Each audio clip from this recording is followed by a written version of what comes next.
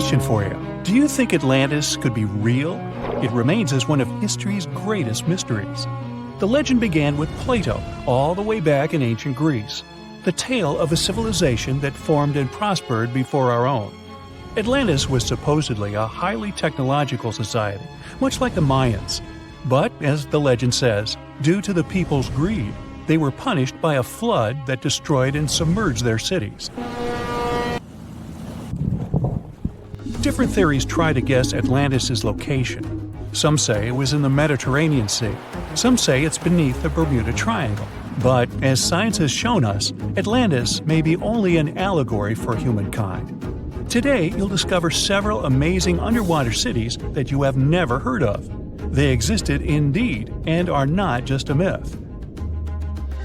We're taking you on an excursion to the underwater city of Baia, which is on the coast of Italy. Known as the Las Vegas of the Roman Empire, Baia was a resort city. The Roman elite traveled there for recreation. Imagine an open-air spa. That was Baia. You can visit the submerged town by scuba diving and get close to that perfectly preserved, magnificent Roman sculpture, a true underwater wonder. You can spot the crumbled temples and buildings through glass-bottom boats. This is a moss-covered museum in Claudio's Nymphaeum.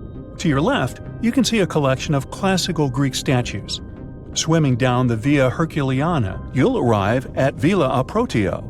Villas are Italian-style houses, and here you can admire their original marble floors. Notice the black and white patterns and the astounding shapes they make. Next, you'll arrive at Portus Julius. Can you see the collapsing wall structures at the bottom of the seafloor? You'll see well-preserved columns and limestone floors. Behold the ruins of the thermal baths of Lacus. The remaining multicolored mosaics are something great to see. You'll see their orange, blue, and green tiles if you get close enough. At Pisoni's Villa Pila, you'll see 25 preserved Roman pillars. Notice the arches, the frescoes nearby, and the magnitude of this well-kept treasure. The city was located over natural volcanic vents, so there were hot springs to be used at will. People went there looking to have an excellent time. And when I say people, I mean some of the great Roman emperors we learn about in school: Nero, Cicero, Caesar. But around the 8th century, the city was sacked and the luxurious town was abandoned. Slowly, the water level rose and the city started to drown. You are on a summer vacation off the coast of Greece, 4 hours outside of Athens, in the Peloponnese Peninsula on Pavlo Petri. You dust off your snorkel and head for a free dive on a bright sunny day. Sometime into the dive, you start noticing patterns on the seabed. 13 feet below the surface, the outline of familiar objects starts to appear, one by one. As you continue swimming, what looks like the outline of an entire city emerges before your eyes. You wonder, how could water have taken the whole city? Rocks are perfectly aligned into what appears to be the foundation of a building. Nicholas Fleming, a British oceanographer on vacation in Greece, was the person that discovered Pavlo Petri. He was documenting the seafloor artifacts. The team found the site filled with pots, storage vessels, and tools. A quern stone, for instance, is a tool used for grinding grains and turning them into flour. Multiple amphoras, which were found then, indicate that this settlement dated back to the Bronze Age, 5,500 years ago, when people started living in towns. The settlement is believed to have lasted for over 2,400 years. Pavlo Petri is considered today the oldest submerged town yet found, and it's impressive that it wasn't a simple village. It was a vibrant port city with stone-built buildings, a marketplace, streets, and even squares. Let's continue our exploration and find secrets in other underwater cities. You are diving off the coast of the Ryukyu Islands. Pacific waters are far from smooth. There's a strong current pulling you into the deep sea. Suddenly, you see a huge structure thanks to the sunlight shining down on the seabed. At first, it looks like Machu Picchu's ruins across the globe in Peru. As you approach it, you slowly figure out its form. A pyramid-shaped structure, arches, staircases. It's something that could have easily been a palace or castle. Could this also be a sign of human activity? What you just saw is known today as the Yonaguni Monument. It also goes by the name of Japan's Atlantis. The entire monument is about the size of 5 football fields and the height of a 5-story building. Its most surprising feature is its expansive terraces that host large crowd gatherings. Explorers and scientists believe that Yonaguni dates back to 10,000 years ago. But whether it is a man-made structure or a natural formation is still under debate. For Japan's top marine geologist, Professor Masaki Kimura, Yonaguni is the heritage of a lost civilization. Kimura has dived into exploring the ruins over 100 times over the past 10 years. According to him, there are clear signs of human activity down there. The Triangle Pool, located on the monument's surface, is a triangle-shaped concave that is a historical symbol of water fountains in the region. There is also a giant turtle carved on the eastern side of the structure. And according to Kimura, turtles have an important cultural meaning. Several pieces of stone tools have been recovered from the site. Their estimated age dates back to 10,000 years ago. However, not all scientists are convinced of the same. For many, Yonaguni is the result of thousands of years of erosion. The fact that the monument is composed of one massive rock leads them to believe that it is not human-made. The defined edges and flat surfaces resemble a natural formation occurrence in Northern Ireland, known as Giant's Causeway. A series of interlocking basalt columns look like the ruins of a palace, but they were the result of volcanic activity in the region. Well, stay tuned for more underwater discoveries. The next stop on our voyage is one of today's most famous underwater cities that has turned into an underwater archaeological park. The city of Port Royal in Jamaica exists today only below the surface. But in 1692, it was one of the wealthiest cities in the Western Hemisphere. Port Royal was the center of the British Empire at the time, and an important trade city that attracted people from all over. It was also home to real-life pirates of the Caribbean. On the morning of June 7, 1692, the people of Port Royal met a different fate than they probably expected. The bars and restaurants beaming with life woke up shaking. People were taken out of bed with the power of a massive earthquake, estimated today at 7.5 on the Richter scale.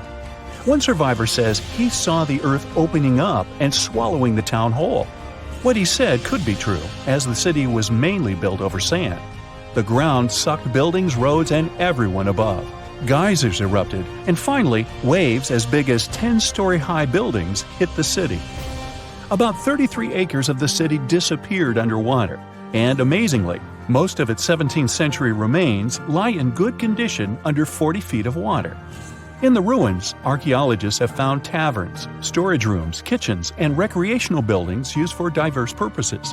You can see a grand lion statue, a submerged bridge, and many picturesque arches. Now, do you fancy a trip to India? Just outside its coast lies another sunken marvel. A site known as the Lost City of Cambay is located on the Gulf of a similar name. It remained hidden until 2001, when the National Institute of Ocean Technology did a routine water assessment. With sonar technology, which sends a wave of sound to the bottom of the sea, they found something far beneath the surface. Images showed well-defined geometric shapes spread along a 5-mile stretch. The remains found dated to more than 9,500 years ago, meaning that this civilization was lost at around the end of the Ice Age. Debris recovered from the site included construction material, pottery, beads, sculptures, and even bones. Scientists argue whether these artifacts are indeed from the site, but if they truly are, then the lost city of Cambay would be the oldest civilization in the world. Rekat structure is a giant formation in the Sahara that looks exactly like a giant bullseye. It's so wide that you can see it from space. Even the CIA got interested in it. In 1965, they planned a flyover looking for geomagnetic anomalies. The findings are still classified.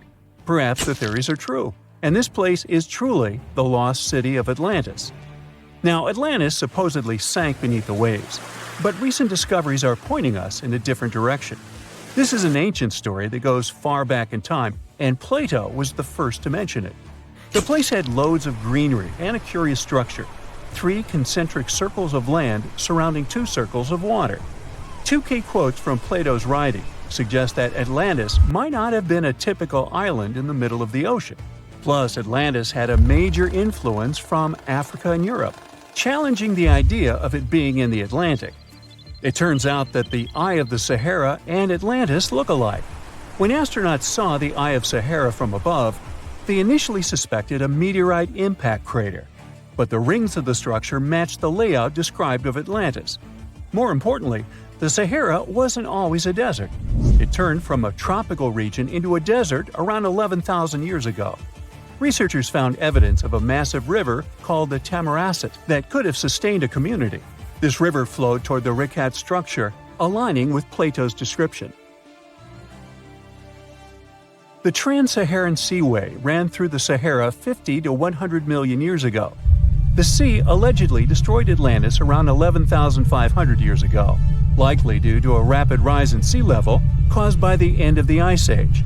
NASA's worldview imagery shows patterns consistent with this theory. Those concentric rings might be a key to unlocking the secrets of our planet's evolution over millions of years. They're shaped by erosion on resilient rock layers, creating a spooky pattern of ridges and troughs. The central peak stands proud at 1,300 feet.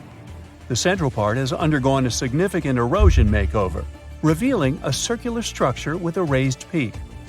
Unlike impact craters, the Eye of the Sahara flaunts a striking balance and symmetry. Some say it results from rock uplift, sculpted by wind and water. Others think it's an ancient anticline, eroded to reveal its concentric glory. Then there's a salt diapir theory, suggesting that salt's buoyancy sculpted this beauty. Dating techniques have proved that it formed 541 to 252 million years ago, give or take a million or two. Ancient tools are scattered around the outer rings of the structure near riverbeds. Some older stone tools have also been spotted in the same areas. And still, even though some spear points from the Neolithic period have been found, there aren't many signs that people were living there back then. The area seems to have been used for short-term activities like hunting and making tools. There are other unearthly mysteries that haunt our world. One such enigma is in Norway.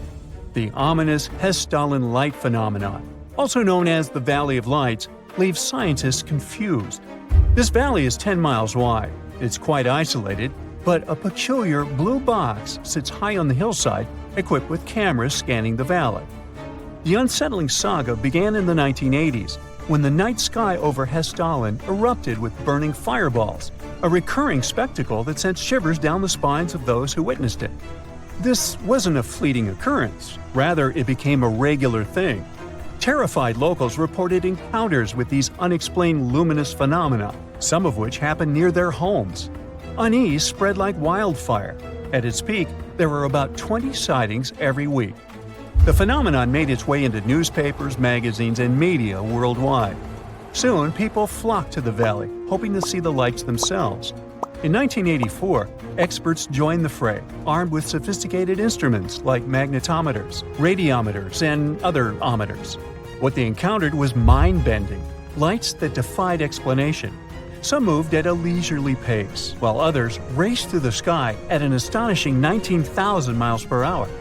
People tried to explain these lights: airplanes, distant reflections, ball lightning, satellites, planets, meteors. But the speed and how these lights danced ruled out all those theories. We're slowly approaching another mysterious place. This is the greatest subglacial lake among Antarctica's 675 known lakes. It can easily hide unknown life forms. This lake is beneath the East Antarctic ice sheet. Dive about 2.5 miles under the ice, and there you'll see Lake Vostok, located at 1,600 feet below sea level. This lake is 155 miles long and 31 miles wide at its broadest point. With an average depth of 1,400 feet, it's also the world's sixth largest by volume. It's like an underwater city with lofty pillars and deep basins.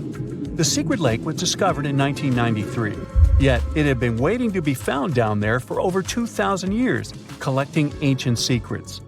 In 2012, scientists drilled through the ice, creating the longest ice core ever. They pierced the ice all the way to the lake's surface.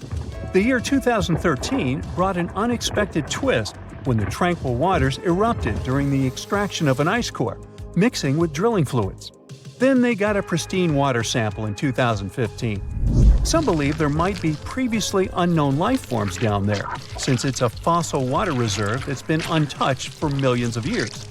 That could be a lot like those speculated ice-covered oceans on moons like Europa and Enceladus. It all started with a theory in the 19th century, suggesting fresh water lurking under Antarctic ice sheets. Then, in 1955, seismic soundings hinted at a subglacial lake, and by the 90s, satellite data confirmed Lake Vostok's existence. Now, Lake Vostok isn't alone. In 2005, they found an island in the middle of the lake. Then, two smaller lakes joined the party. They suspect that a secret network of subglacial rivers might link these lakes. Now, very far away from Antarctica, in Venezuela, Catatumbo lightning presents a sinister light show at the junction of the Catatumbo River and Lake Maracaibo. This unsettling lightning phenomenon happens at about 140 to 160 nights a year, going on for 10 hours a day, and can flash up to 280 times in a single hour. The frequency of this lightning show changes with the seasons and from year to year. There was a break between January to March in 2010, causing a bit of worry that it might vanish forever. As the sun sets, winds from the east start picking up speed. The strong wind is called a nocturnal low-level jet, like what you see in the Great Plains of North America. These winds bring moisture, mostly from the Caribbean and the lake itself. This humid air hits high mountain ridges, causing thunderstorms to form over the mountains. Thanks to the ongoing wind situation, more thunderstorms appear as the night goes on. This pattern repeats itself, and is why this area has the highest annual lightning rate globally. The next place scientists cannot explain is in China. That is the Longyu Caves. They have lofty slanted roofs and sturdy pillars. The spot remained hidden for centuries. These human-made caverns, built around 2,000 years ago, decided to reveal themselves only in the 90s. Local farmers drained some ponds and unveiled 5 massive caverns. Further digging exposed an additional 19 smaller caves. They range from 60 to 110 feet in width and 26 to 50 feet in height. Archaeologists found historical relics from the reign of Emperor Zhuan of Han, dating back to over 2,000 years ago. Now, how did these caves survive for more than 2 millennia without falling apart? No ancient records explain the way they were crafted either. The walls show chisel marks, hinting at some layer-by-layer chiseling action, but the exact construction process is still a head-scratcher. You've probably heard about the mysterious sea state of Atlantis. It was a high-tech utopia where people lived happily, but then something happened, and Atlantis disappeared from the face of the earth. Many people believe that this city lies at the bottom of the Atlantic Ocean. But what if we've been looking in the wrong place all this time? What if it's somewhere different from where they're trying to find it? What if all this time Atlantis was in the middle of the Sahara Desert? Well, this unexpected theory has some evidence, but to study this version, you first need to understand what Atlantis was and how we got to know about it. The very first mention of the mysterious city was in 360 BCE. Ancient philosopher Plato wrote about Atlantis. His work, Dialogues, described Atlantis as a rich land with advanced technologies. Its inhabitants were powerful, intelligent, and beautiful, like superhumans. He described in detail the structure of the city, and this was the main reason why many people believed in the existence of Atlantis. According to his records, the Atlanteans built this place in several concentric circles of black and red stone.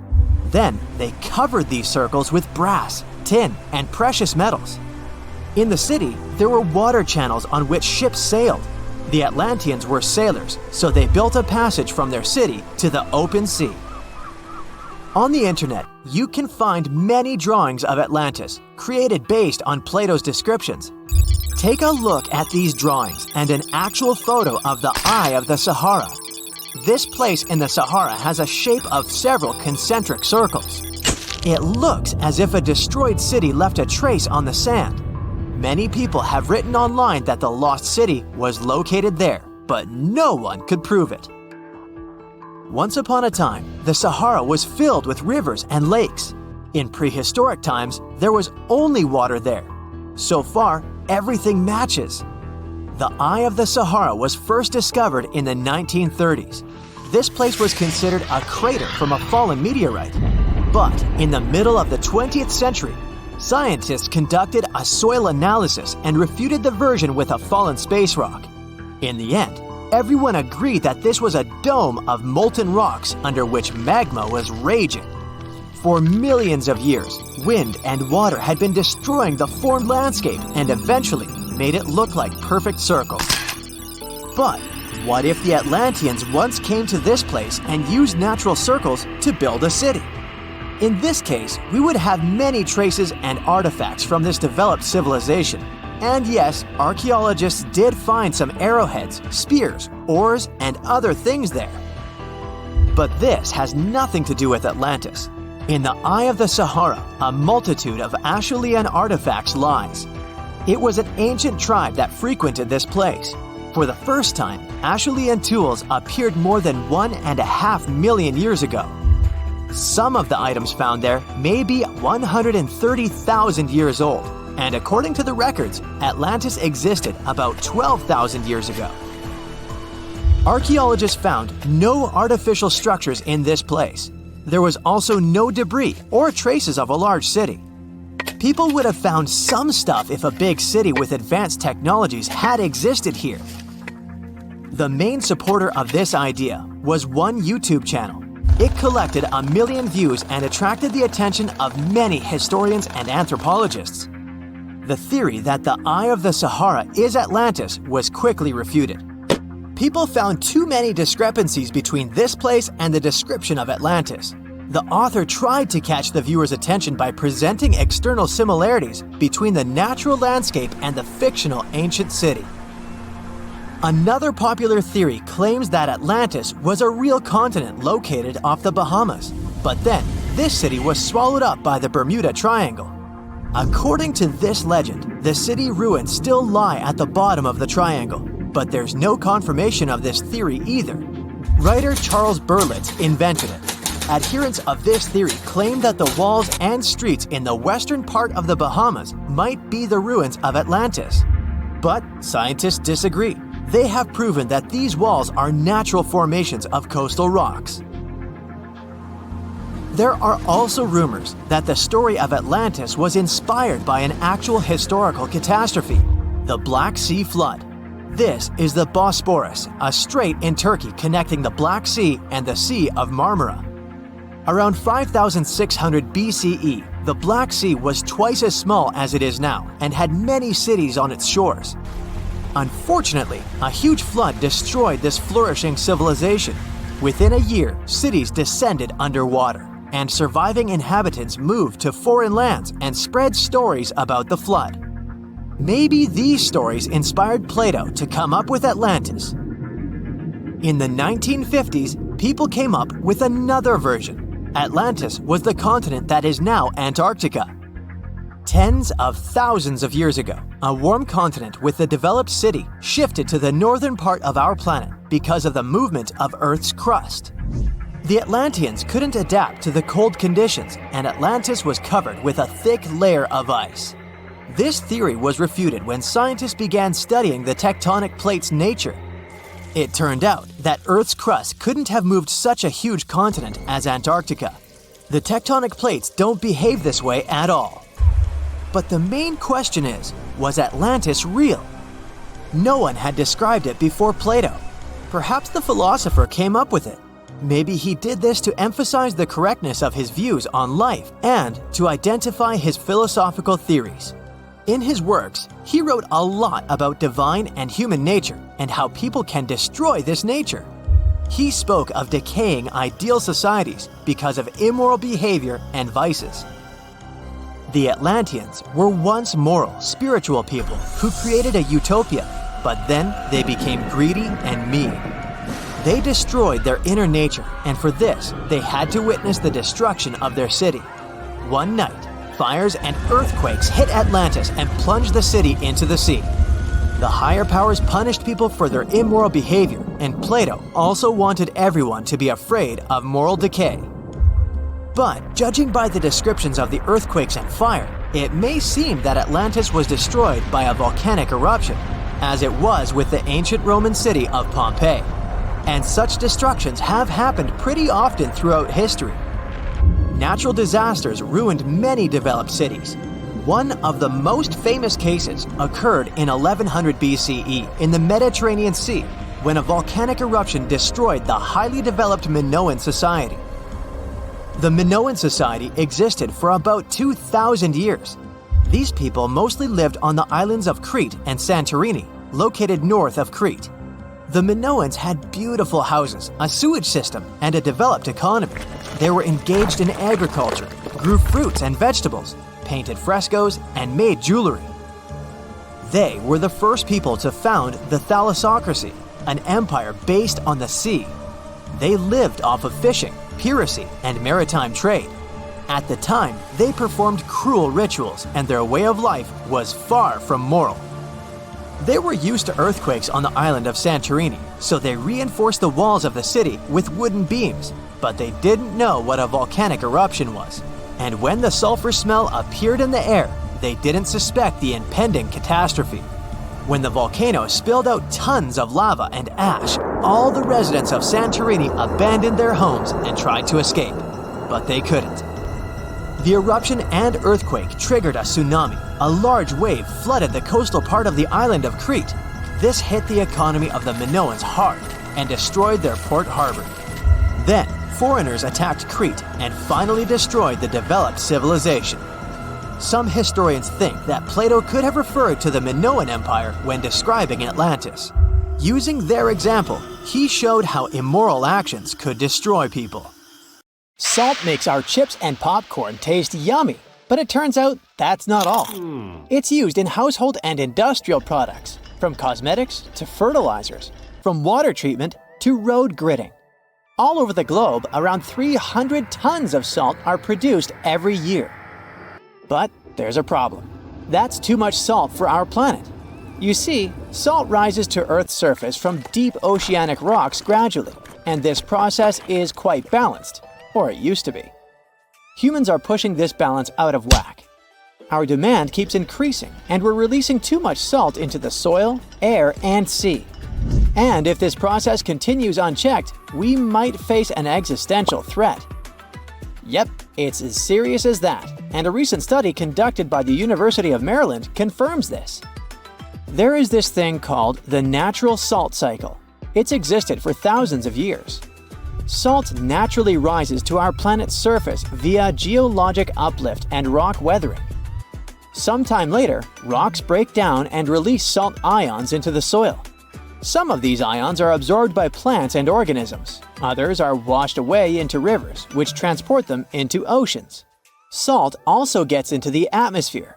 It happens through salt dust in dry regions and sea spray in coastal areas.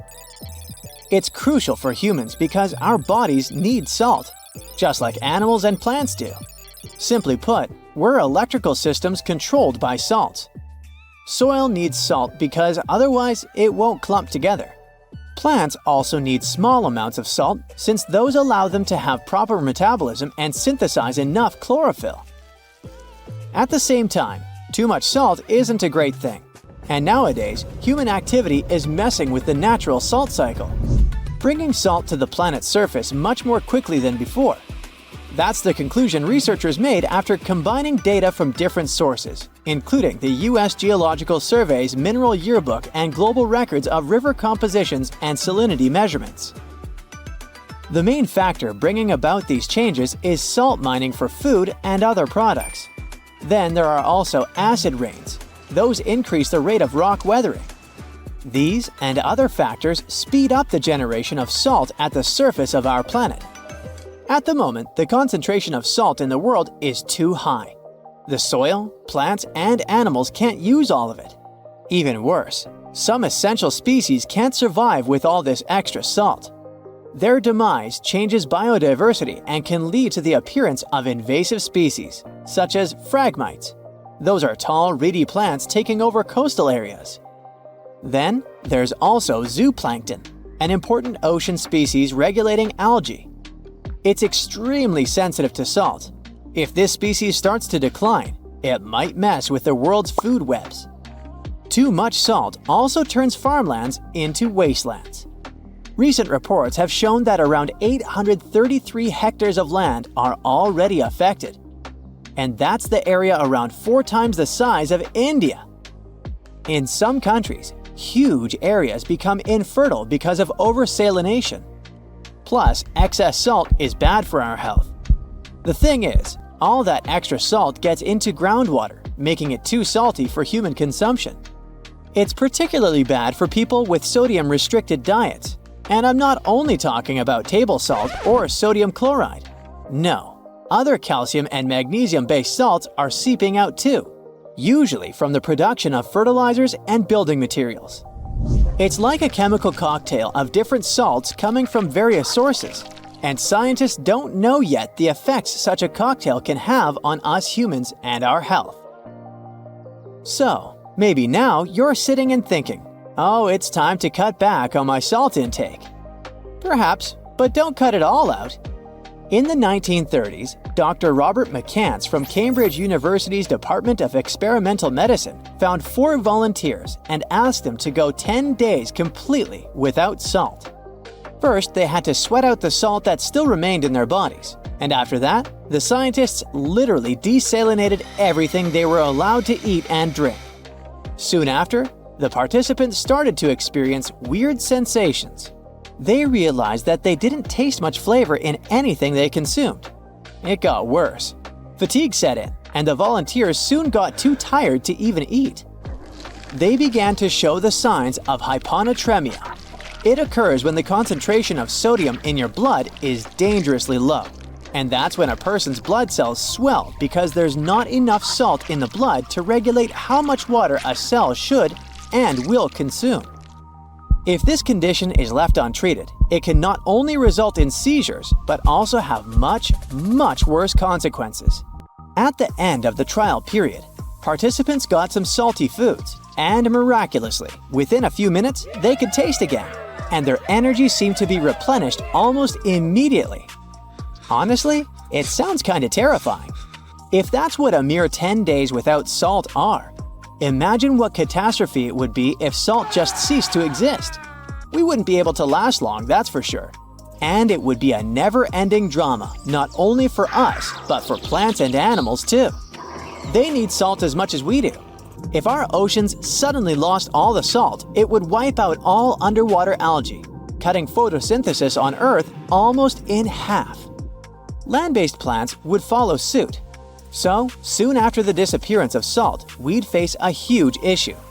Too much carbon dioxide and not nearly enough oxygen. Our climate would start fluctuating between extremely hot and cold temperatures, and hurricanes would become insanely powerful and super destructive.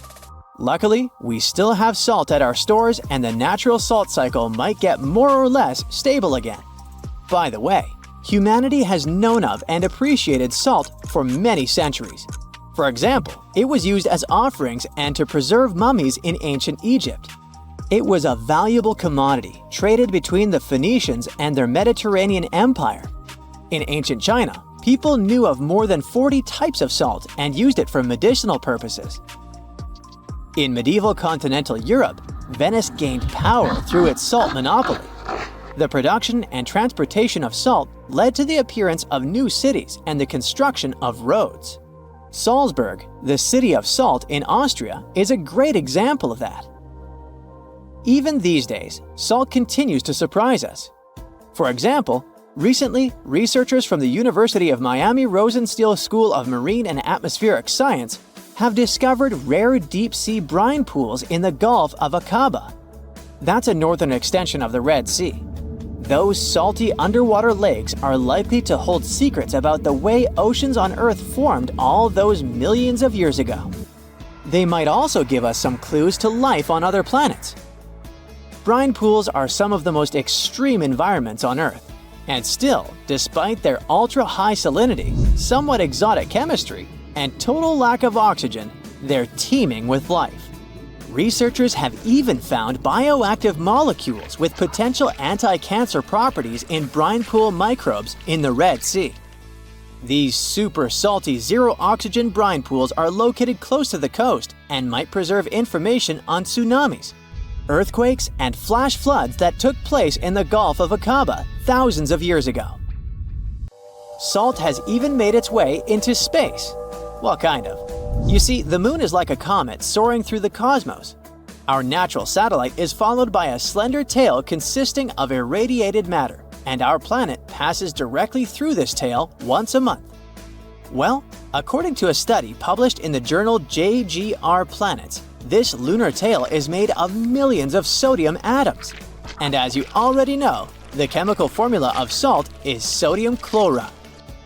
Those atoms get blasted out of the lunar soil by meteor strikes and then pushed thousands of miles downstream by solar radiation.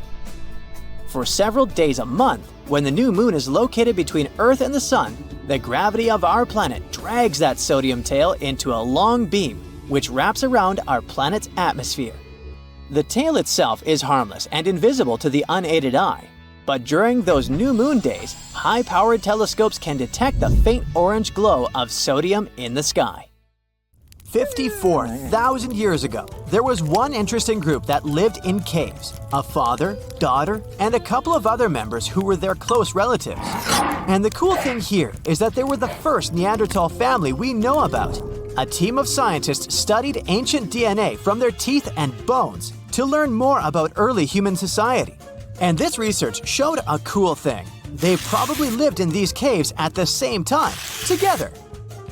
There were 11 Neanderthals that lived together in one cave, and 2 others from another cave that was somewhere close in the neighborhood. So there were 13 of them, 8 grown-ups and 5 kids. Together with their DNA, scientists also found their stone tools and animal bones. Neanderthals are the ancient human relatives that are definitely the closest ones to us. Their skull was long and flattened if you compare it to the skull of Homo sapiens that's more globular. They also had this specific prominent brow ridge above the eyes. You can easily recognize them by their face too, with the central part of the face protruding forward. Plus, they had a large, broad nose.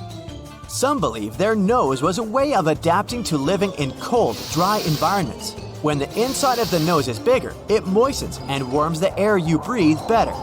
Unlike us, they didn't have much of a chin. Also, scratch marks on their front teeth tell us Neanderthals used them like a third hand when they would prepare food and work with materials they used. Their bodies were strong and muscular, with wide shoulders and hips. Their average height was 5 to 5.7 feet, with a weight of 140 to 180 pounds. Their stocky appearance with short lower arm and lower leg bones minimized their skin surface, better protecting them from the cold. Their lifespan was about 30 years, even though some of them lived longer than that. Neanderthals would dwell in regions that are now Europe and Asia for over 350,000 years. They disappeared somewhere around 40,000 years ago. That's about the time we could find traces of Homo sapiens in Europe.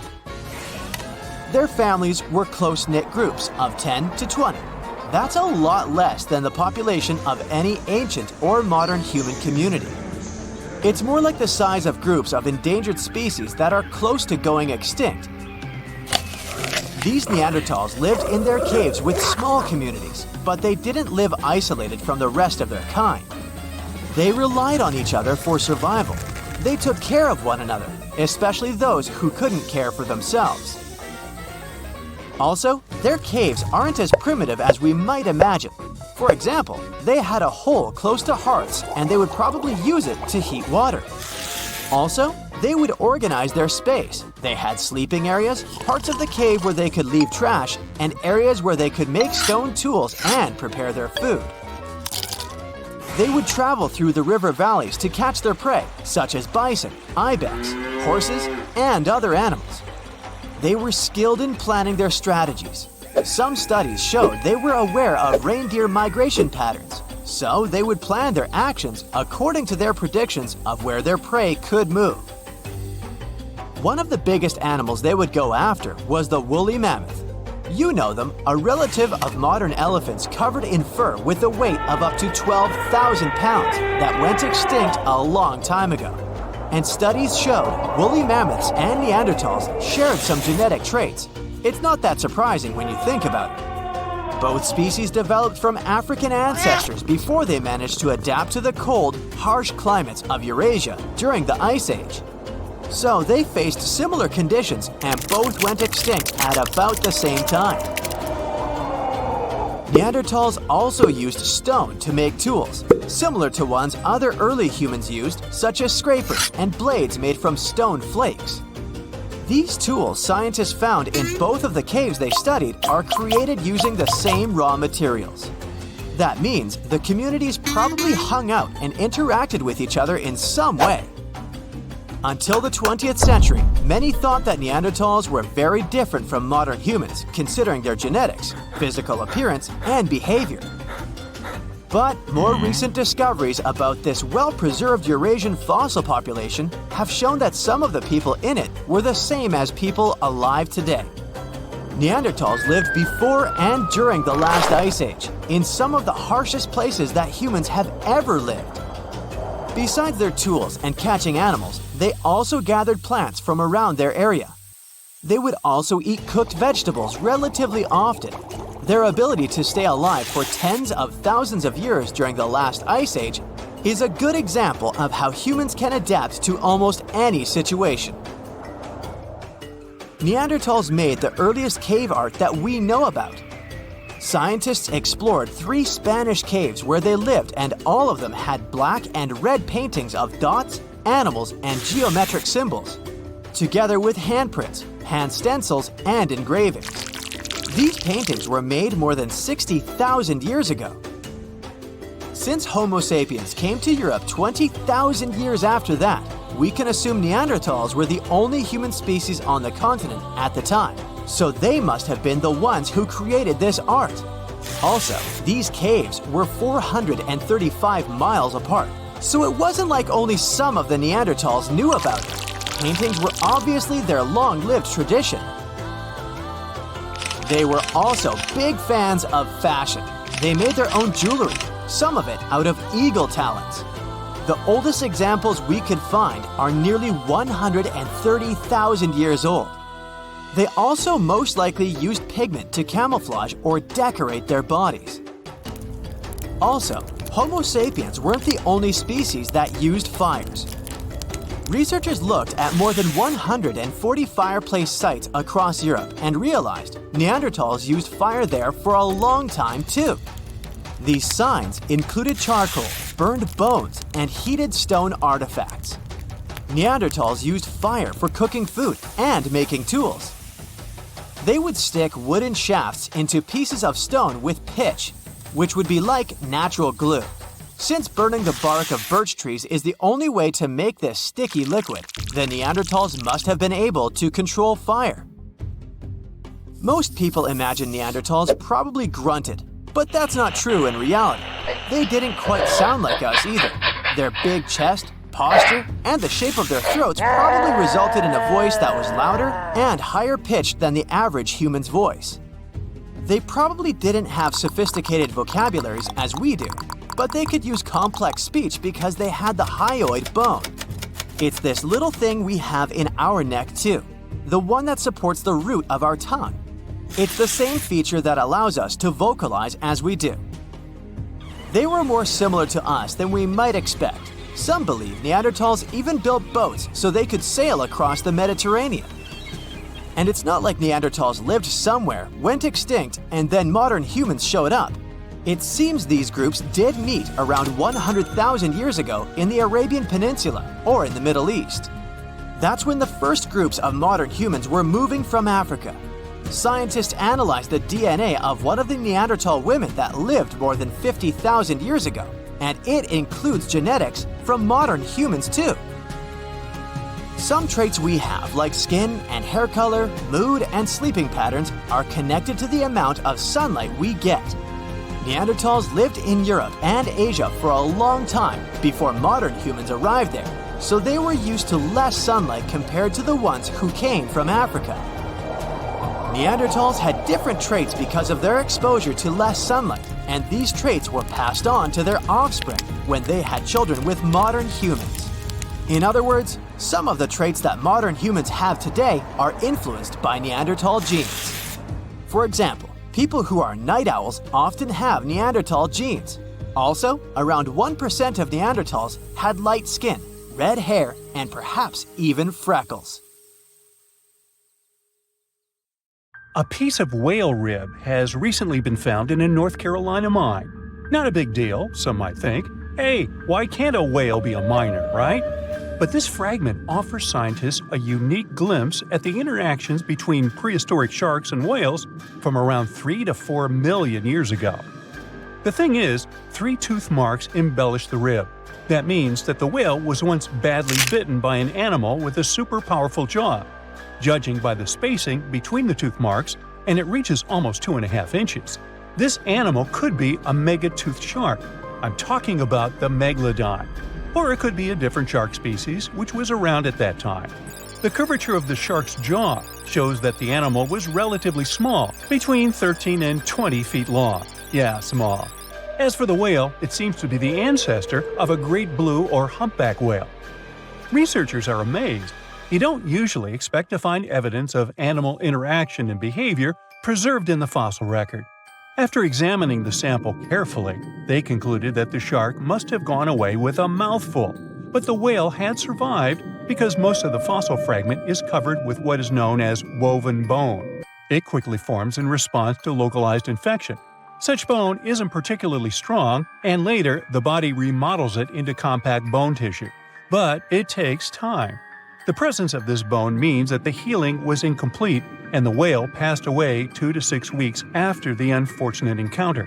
On the other hand, its demise could have been unrelated to the infection and injury. Only a handful of fossils show such kinds of interactions between ancient animals. You can often find bite marks on fossils indicating where the animal passed away and its carcass was scavenged. But this fossil is one of a few examples that not only show a wound inflicted by another animal, but also demonstrate that the prey survived.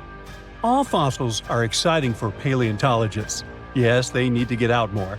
But some might look terrifying to regular people. For example, look at this picture of tentacle arms and octagonal-shaped heads.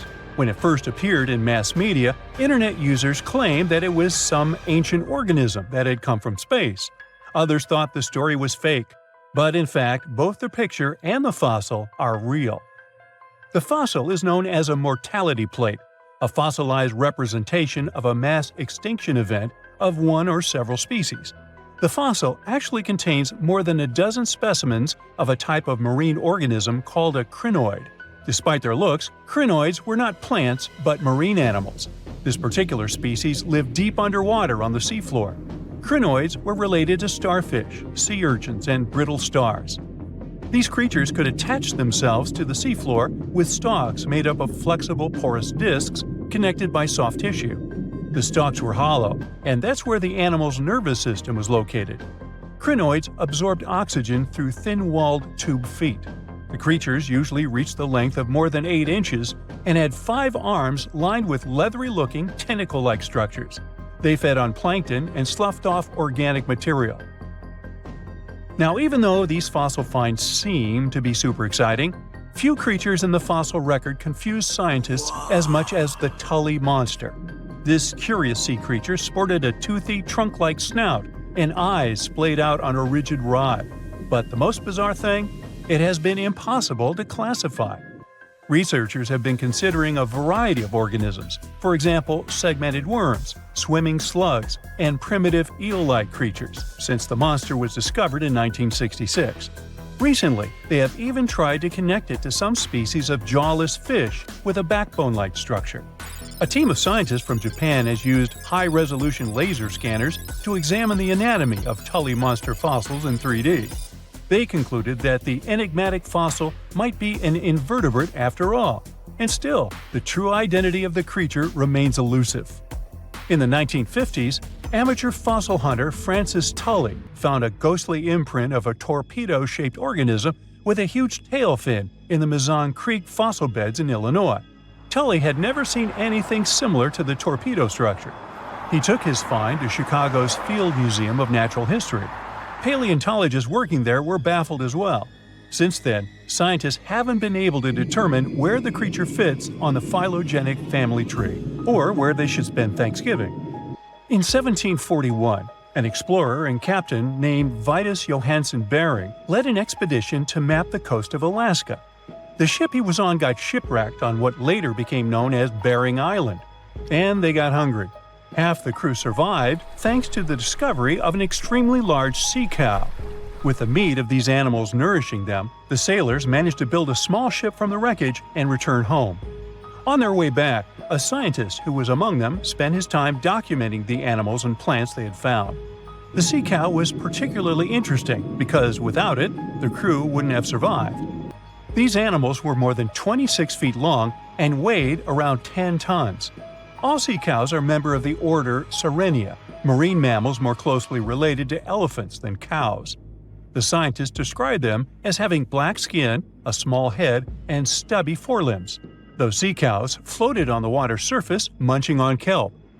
After the information about these animals became widespread, sea otter fur trading expeditions made use of that convenient depot en route. Sea cows were docile and could be easily hunted. Long story short, within 27 years after the scientists mentioned those animals, they were driven to extinction. But it's not the saddest part. The fossil record reveals a much deeper and darker history. Fossils of sea cows have been discovered all over the world, from Japan to Mexico. It means that the animal once thrived in the vast kelp beds around the entire North Pacific Rim. That small population discovered by the expedition was probably the last remains of a once much larger and way healthier population. More likely, Aboriginal hunting had already reduced the numbers of these animals to near extinction levels, and the final blow came from Western hunters. The living close relatives of those ancient sea cows are rarely hunted today. Still, they're under threat of extinction themselves. To some, this amazing fossil might look a bit disturbing. Slaves' lentils are fossils that belong to animals called nummelites. They lived and thrived in a warm, shallow sea covering part of Egypt around 40 million years ago.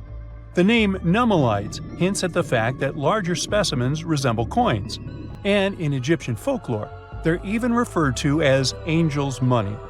These creatures have a simple, single-celled structure, which contrasts with their super intricate skeleton. Look at this series of spiral overlapping whorls. Each whorl is divided into countless tiny chambers.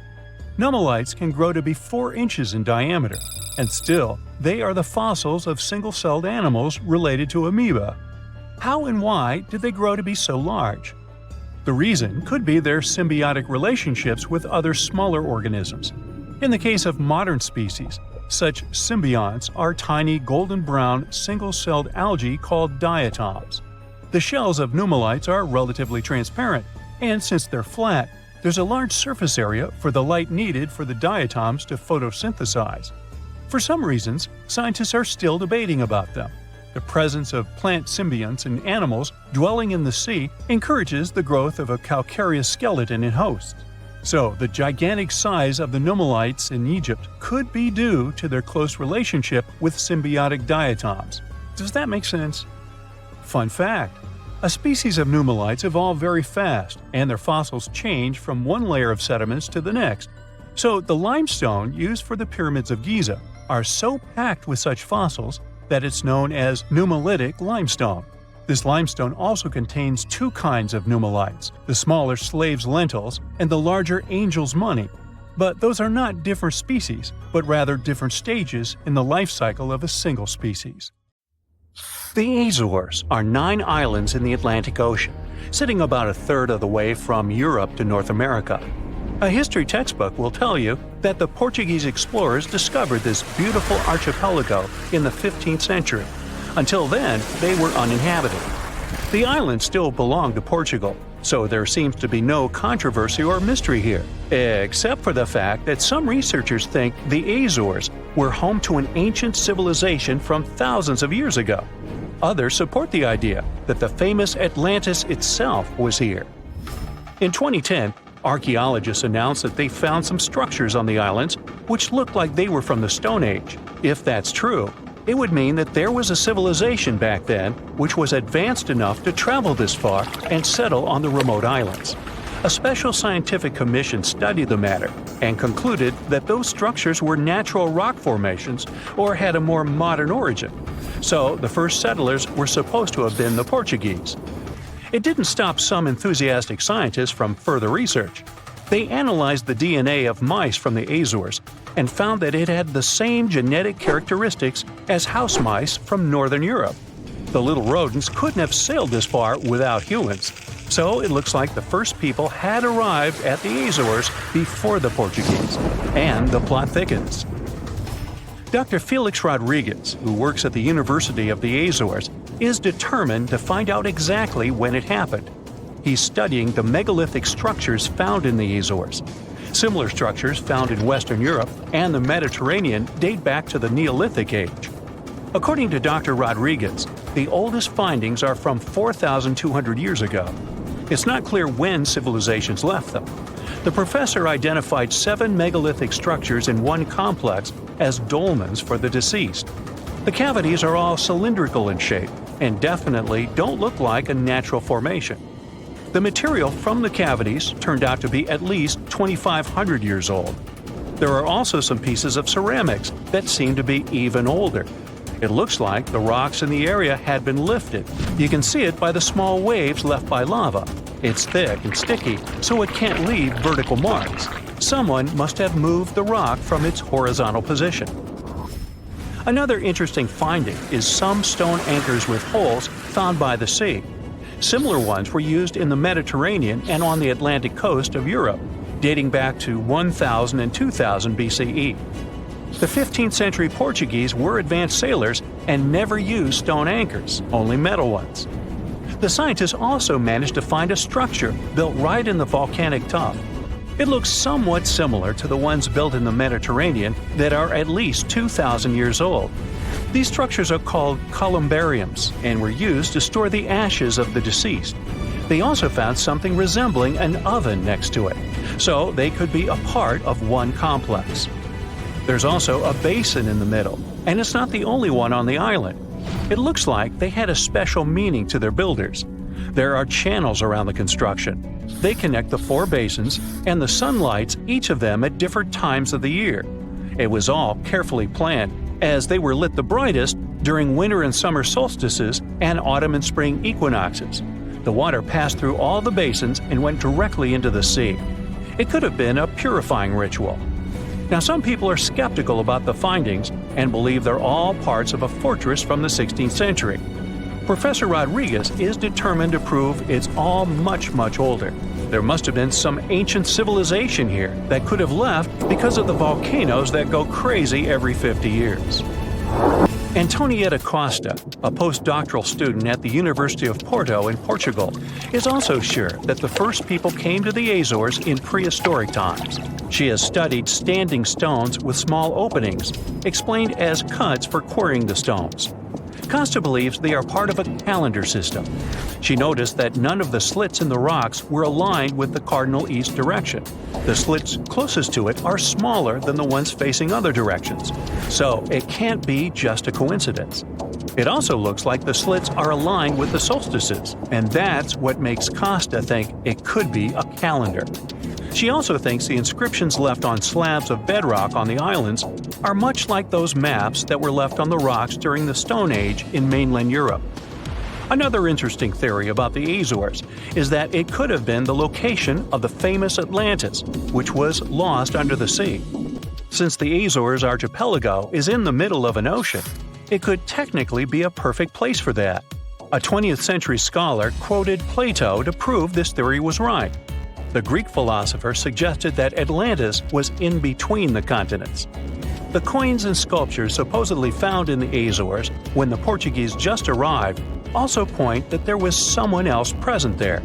And way more recently, in 2013, a sailor found a huge structure looking like a pyramid off the Azores coast. It was most likely a large submarine volcano, but it's much cooler to think it was some big deal in Atlantis, right? Peru has its own mystery. Amid the desert, you can find some eerie marks called the Nazca lines. They're known as geoglyphs and were created more than 2,000 years ago by the people of the Nazca culture. Thanks to a dry climate and strong winds in the desert, most of the Nazca lines have reached our day. To create them, Nazca people removed the top layer of the pebbles and revealed the soil beneath the ground. The color of the soil changes from reddish-brown to yellowish-gray, so the lines always look different. Most of the geoglyphs depict plants and animals. You can clearly see a monkey, a whale, a condor, a hummingbird, a spider, various flowers, trees, and other plants. There are also some geometric shapes, such as triangles, trapezoids, and spirals. Since they were discovered in the 1920s, scientists have offered different explanations for the lines. Some say that in Nazca culture, people ascribe special significance to these motifs, so they probably created these shapes for deities in the sky to see. Others believe they were a sort of astronomical calendar, and animal sketches were modeled after groups of stars. This theory was proved wrong, so the purpose of the lines remains a mystery. Another place that leaves many questions is Nimrut Mountain in Turkey. This mountain has a complex of monuments with temples and tombs. It was built by the Kingdom of Commagene, which ruled here around the 1st century BCE. There are statues of King Antiochus, 2 lions, 2 eagles, Zeus, Hercules, and Apollo. Archaeologists found the ruins of this complex at the end of the 19th century. They thought it had been built by the Assyrians. Then, some of the most famous scientists of the time came here and found an inscription in Greek. It had details about the sculptures and the names of important members of the Commagene royal family. It looked like it had been put there for future visitors. The scientists established that the statues used to be full-size figures. Changes in temperature, strong winds, snow, and the bright sun didn't leave them a chance to last in all their original glory. Plus, the complex is in an earthquake zone, so all you can see now is mostly the heads of the statues. They look incredibly complex and large for their time. The biggest question is, how did the people who lived thousands of years ago manage to create such huge sculptures on top of the mountain? It's obvious that they worked on shaping the limestone blocks up there and not on the ground. So, stay tuned. We'll keep an eye on this. In November 1922, a boy walked through the desert mountains of Egypt and discovered some ancient steps carved into the rock. Subsequently, this find became one of the world's largest and most significant archaeological discoveries. This step was part of Tutankhamun's untouched tomb. Archaeologists found about 5,000 ancient objects, including jewelry, fabrics, painted vases, and funeral masks. You've probably seen one of them. It has become one of the most recognizable attributes of ancient Egypt. More than 100 years have passed since then, and now humanity has finally become close to another large-scale discovery, the tomb of Cleopatra. This queen was the last active ruler of the Ptolemaic Kingdom of Egypt, who sat on the throne from 51 to 30 BCE. There are many ancient records about Cleopatra, her reign, and her unusual personality, but until now, no one has discovered the secrets about her passing away in the burial place. So, one archaeologist, Dr. Kathleen Martinez, has been studying ancient records and temples around Alexandria for decades, and concluded that the tomb of the queen should be located under the ancient city of Taposiris Magna, founded in 280 BCE. It was a big city on the northern coast of Egypt, where tens of thousands of people were engaged in trade and industry, and it seems that Dr. Martinez's guesses turned out to be correct. She and a group of archaeologists have discovered a secret underground tunnel near Alexandria, with a length of about 0.8 miles. It was cut into the rock under Taposiris Magna's temple. During further excavations, they found many things that indicate Cleopatra's tomb lies in the tunnel's depths. It's also possible that she is buried there together with the Roman commander, Mark Antony. According to ancient records, Cleopatra and Mark Antony loved each other and together opposed the Roman Senate, which declared Antony a traitor. The fact that natural disasters have occurred on the territory of Taposiris Magna for thousands of years can complicate the excavations. Earthquakes and floods destroyed the city and possibly flooded its underground tunnels. But archaeologists hope the ancient tomb remains untouched, and that it hides many treasures and records about the royal life of ancient Egypt during the reign of the last dynasty. There's a chance that excavations will go underwater and in the mud. This will require much time and funding, but archaeologists are sure it's worth it. Anyway, it's too early to say that Cleopatra is really buried there, but scientists have found many things in the tunnel that confirm this, including clay pots, dozens of coins with the image of Cleopatra and Alexander the Great, as well as a bust with the image of the Egyptian queen. Cleopatra is still one of the most popular personalities in Egypt, on an equal footing with Ramesses III and Tutankhamun. She inspired many films, paintings, and books, but what made her so popular? She became famous for her inconsistency. She was a beautiful, intelligent ruler who pulled Egypt out of the crisis and made it a prosperous power. Medieval Arabic texts say she knew chemistry, mathematics, and philosophy, and may have written several scientific books. She knew several languages and had excellent diplomatic skills. At the same time, there are many legends that she was a femme fatale who drove many men crazy. However, there's no evidence that her beauty was incomparable. The image of a stunning model was created by Hollywood when it made several films where famous actresses performed the role of Cleopatra. And the Roman Emperor Octavian, the adopted son of Julius Caesar, specially created the image of Cleopatra as an insidious seductress because he was her enemy. Even though she was born in Egypt, Cleopatra wasn't an Egyptian. Her ancestors were Greeks, among whom was one of the generals of Alexander the Great. However, the people of Egypt loved her. She learned the language and was very sensitive to the traditions of this country. She knew the history, mentality, and customs of ancient Egypt well. She raised the level of its economy and strengthened its status as a world power.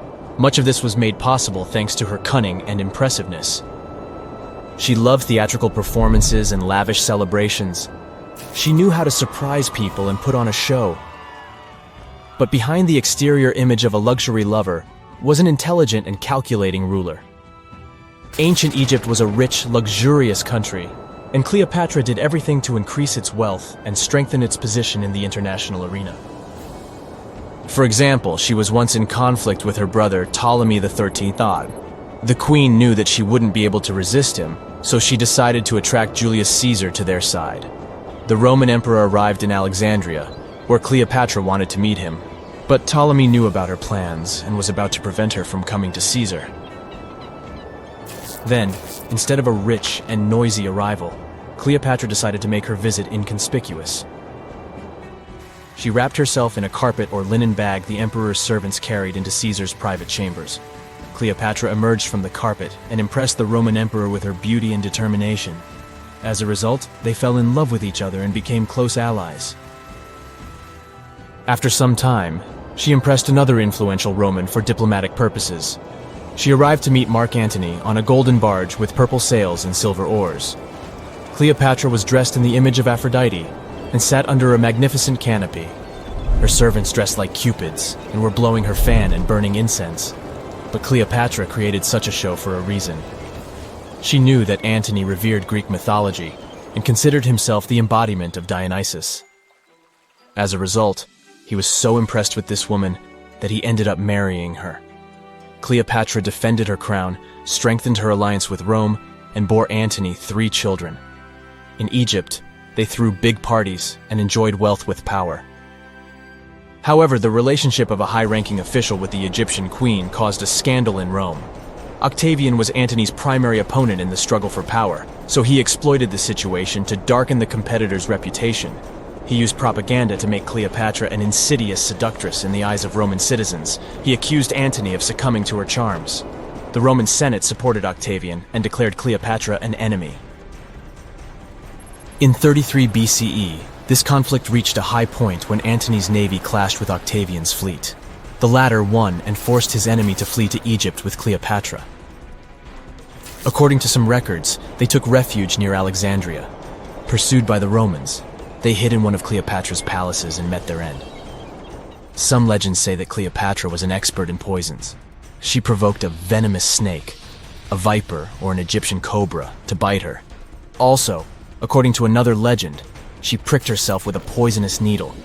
There's a theory that Cleopatra always carried an ampule with poison inside her hairbrush. And when she was cornered, she soaked the needle with this poison and pricked herself. None of this can be said for sure. Scientists are still trying to find out the truth. Perhaps when they reach Cleopatra's tomb, the world will get more answers about her tragic fate. She is considered the last ruler of Egypt. After her passing, Octavian plundered her palaces and temples and returned to Rome, where he became the main emperor. He successfully ruled the country and expanded its borders. His reign ended when he turned 75. World history would have looked different if Cleopatra and Mark Antony hadn't lost that naval battle. By the way, did you know that more time has passed between Cleopatra's reign and Neil Armstrong's flight to the moon than between the reign of the Egyptian queen and the construction of the Great Pyramid of Giza? Armstrong took a step on the Earth satellite in 1969, 38 years after the birth of Cleopatra. And the construction of the pyramid took place in 2560 BCE. Imagine how long the history of ancient Egypt is. Cleopatra is closer to us in time than to the pyramids. There are many myths around arguably the greatest structure ever built by humans, the Great Wall of China. Some say it's so grand that it's visible from space. Others claim that you can see it from as far as the moon. Other theories suggest that the builders of the wall were left inside. Well, sorry to disappoint you, but all these impressive stories are just myths. But even with those stories busted, the Great Wall of China is an impressive and truly breathtaking structure. So let me tell you its true story. Today, China is one of the most populated countries in the world, counting as many as 1.4 billion residents. It's also one of the oldest nations in the world. It has 3,500 years of continuous written history, but the civilization existed long before that. There is a theory that while the European continent, for example, was most likely reached by humans from Africa, China wasn't populated by settlers that came from somewhere else. Some people believe that the Chinese civilization got formed from local Stone Age people who lived on the territory since the prehistoric period. So now, the Great Wall of China. It's truly big even by today's standard, stretching for over 13,000 miles. To imagine it better, it's almost 5 times the distance between New York and Los Angeles. Or even a bit greater than the distance between the North and South Poles. Even in modern times, people have never built anything close to this big. Of course, it didn't take a day to build the Great Wall of China. 2? Keep going. In fact, the wall was being built for centuries. Maybe you know that ancient cities had walls around them to protect themselves from invaders. Yes, Chinese cities had them too. The first Chinese emperor united the country in 220 BCE and got a brilliant but very ambitious idea to turn all city walls into one big wall that would defend the country's border against attacks from the north. A trusted general directed the construction, enrolling a big group of workers, soldiers, commoners, and convicts. Back then, the wall was built of rammed earth and wood. In some places that were strategically important, the sections of the wall overlapped to provide maximum security. The walls were around 26 feet high on average. But the Great Wall didn't yet look like the construction we know today. Every next emperor would pick up the big wall project, strengthening and extending it, repairing, but also modernizing construction techniques. Some used bricks to build it, others moved on to granite and marble blocks. Watchtowers and platforms weren't there from the beginning as well. They were added by Ming emperors. The watchtowers made it possible to communicate with other parts of the wall through smoke and fire messages. So, the wall is quite inconsistent in terms of material, but it only adds more charm to the construction and shows how much effort and time it took. The reasons why some parts of the wall have been standing for centuries and are still in good condition is glutinous rice flour. Turns out, This sticky rice mortar is almost like cement. It's very strong and waterproof, sealing the bricks so tightly together that even sneaky weeds can't grow between them. You may also notice that some bricks have writings carved on them. They were left by the workers who were building the wall. The purpose of those writings is quality assurance. They contain such information as location, quantity, and responsible officials.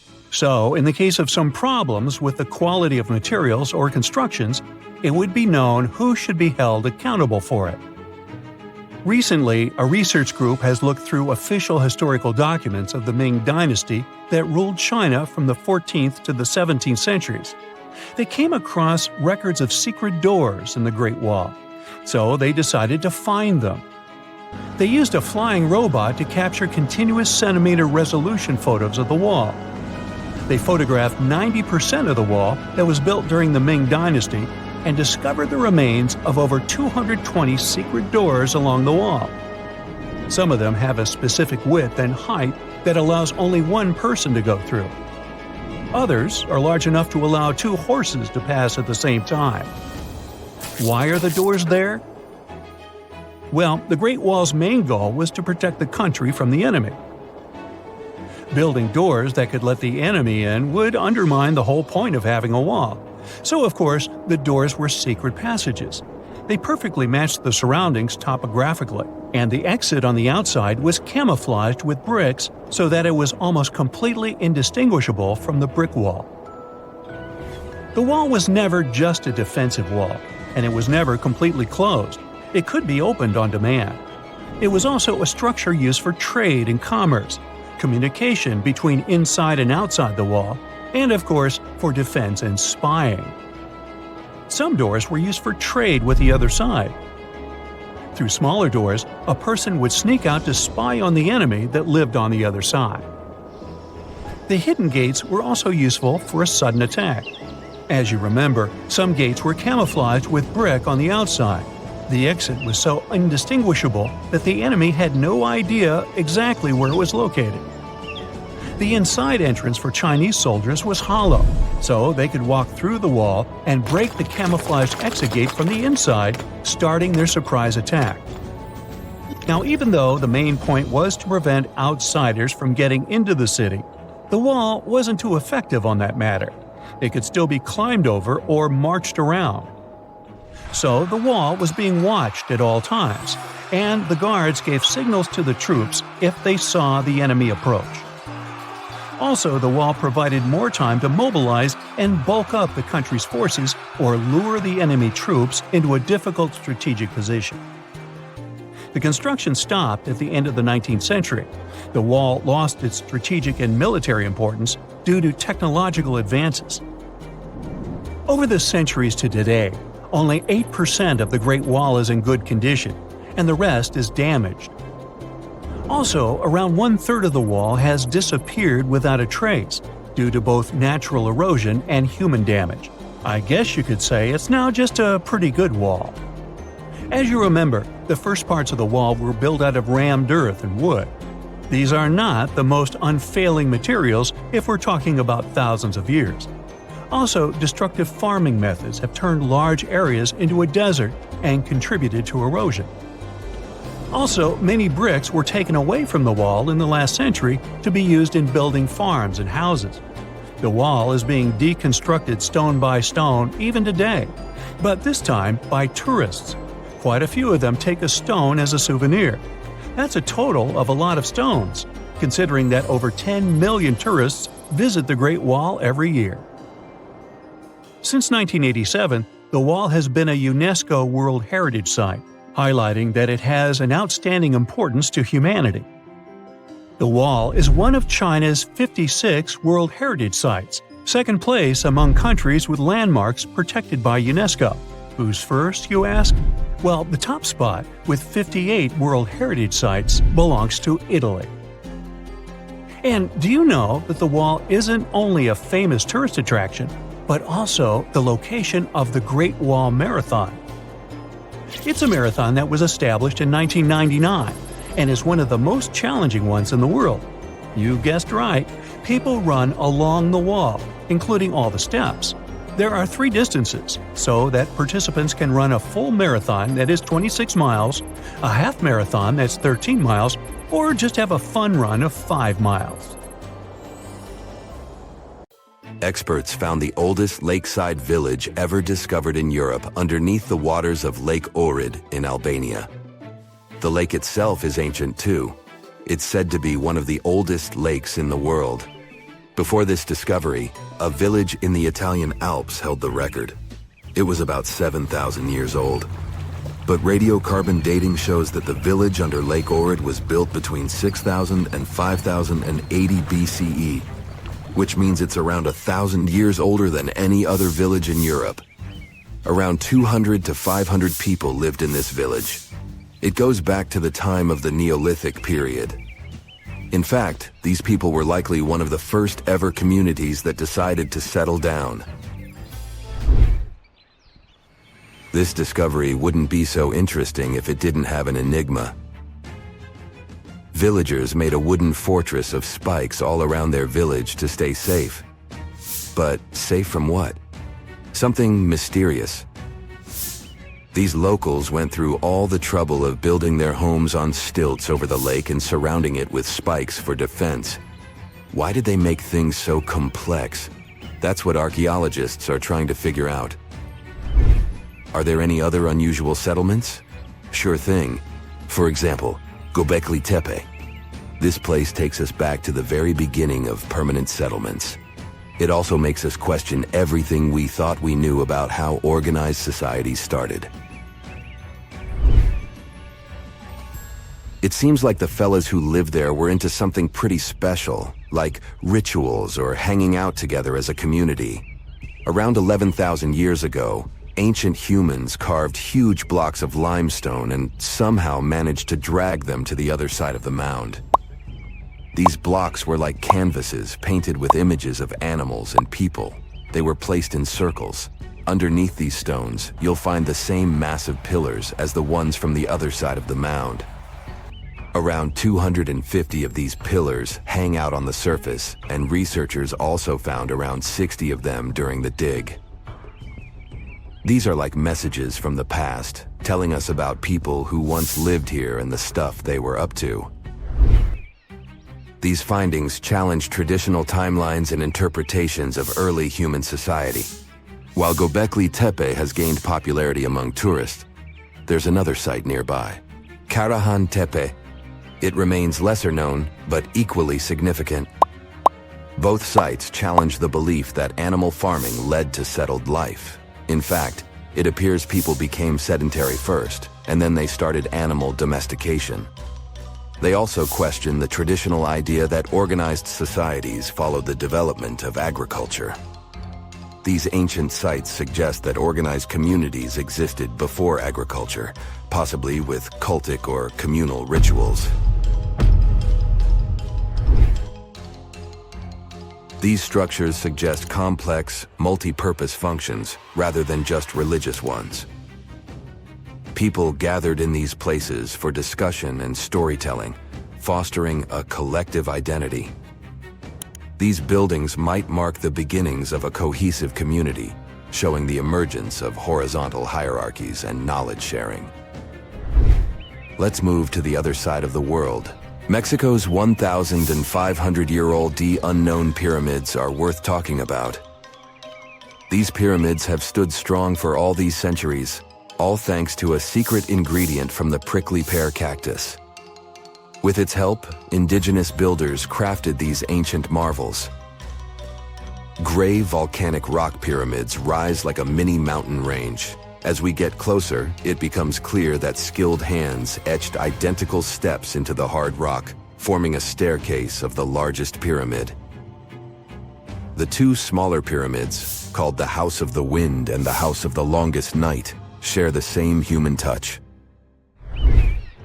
Legend has it that these structures hid treasures. But it wasn't until Mexican archaeologists started digging there in the early 2000s that the secrets began to unravel. The House of the 13 Heavens was built around 540 BCE to keep track of time. After all, it wasn't so easy for ancient people to keep track of dates in the days before clocks and calendars. Instead, they looked at the skies and celestial objects. Think of the pyramid as their own cosmic calendar. Its corners matched up with solstices and important dates for planting and harvesting. When you stand on the steps these days, the sun lines up perfectly with the corresponding corner. But these pyramids aren't just about telling time. Quiroz and Zepeda, archaeologists on a mission, are trying to piece together the clues. They've recovered a few artifacts, and that's how they've learned that the ancient builders used the sticky substance from prickly pear cactus leaves to hold their creations together. This ancient technique is still used by some indigenous people today. One surprise after another. The House of the 13 Heavens reveals a skeleton older than the pyramid itself. Nearly a millennium older. This means that people carried this body with them for 950 years. It's another mystery. The next stop is Duna de Bologna. It's a Spanish sand dune hiding Roman ruins. This sand pile is near the edge of Europe, reaching out toward North Africa. It's more than 98 feet tall and 656 feet wide.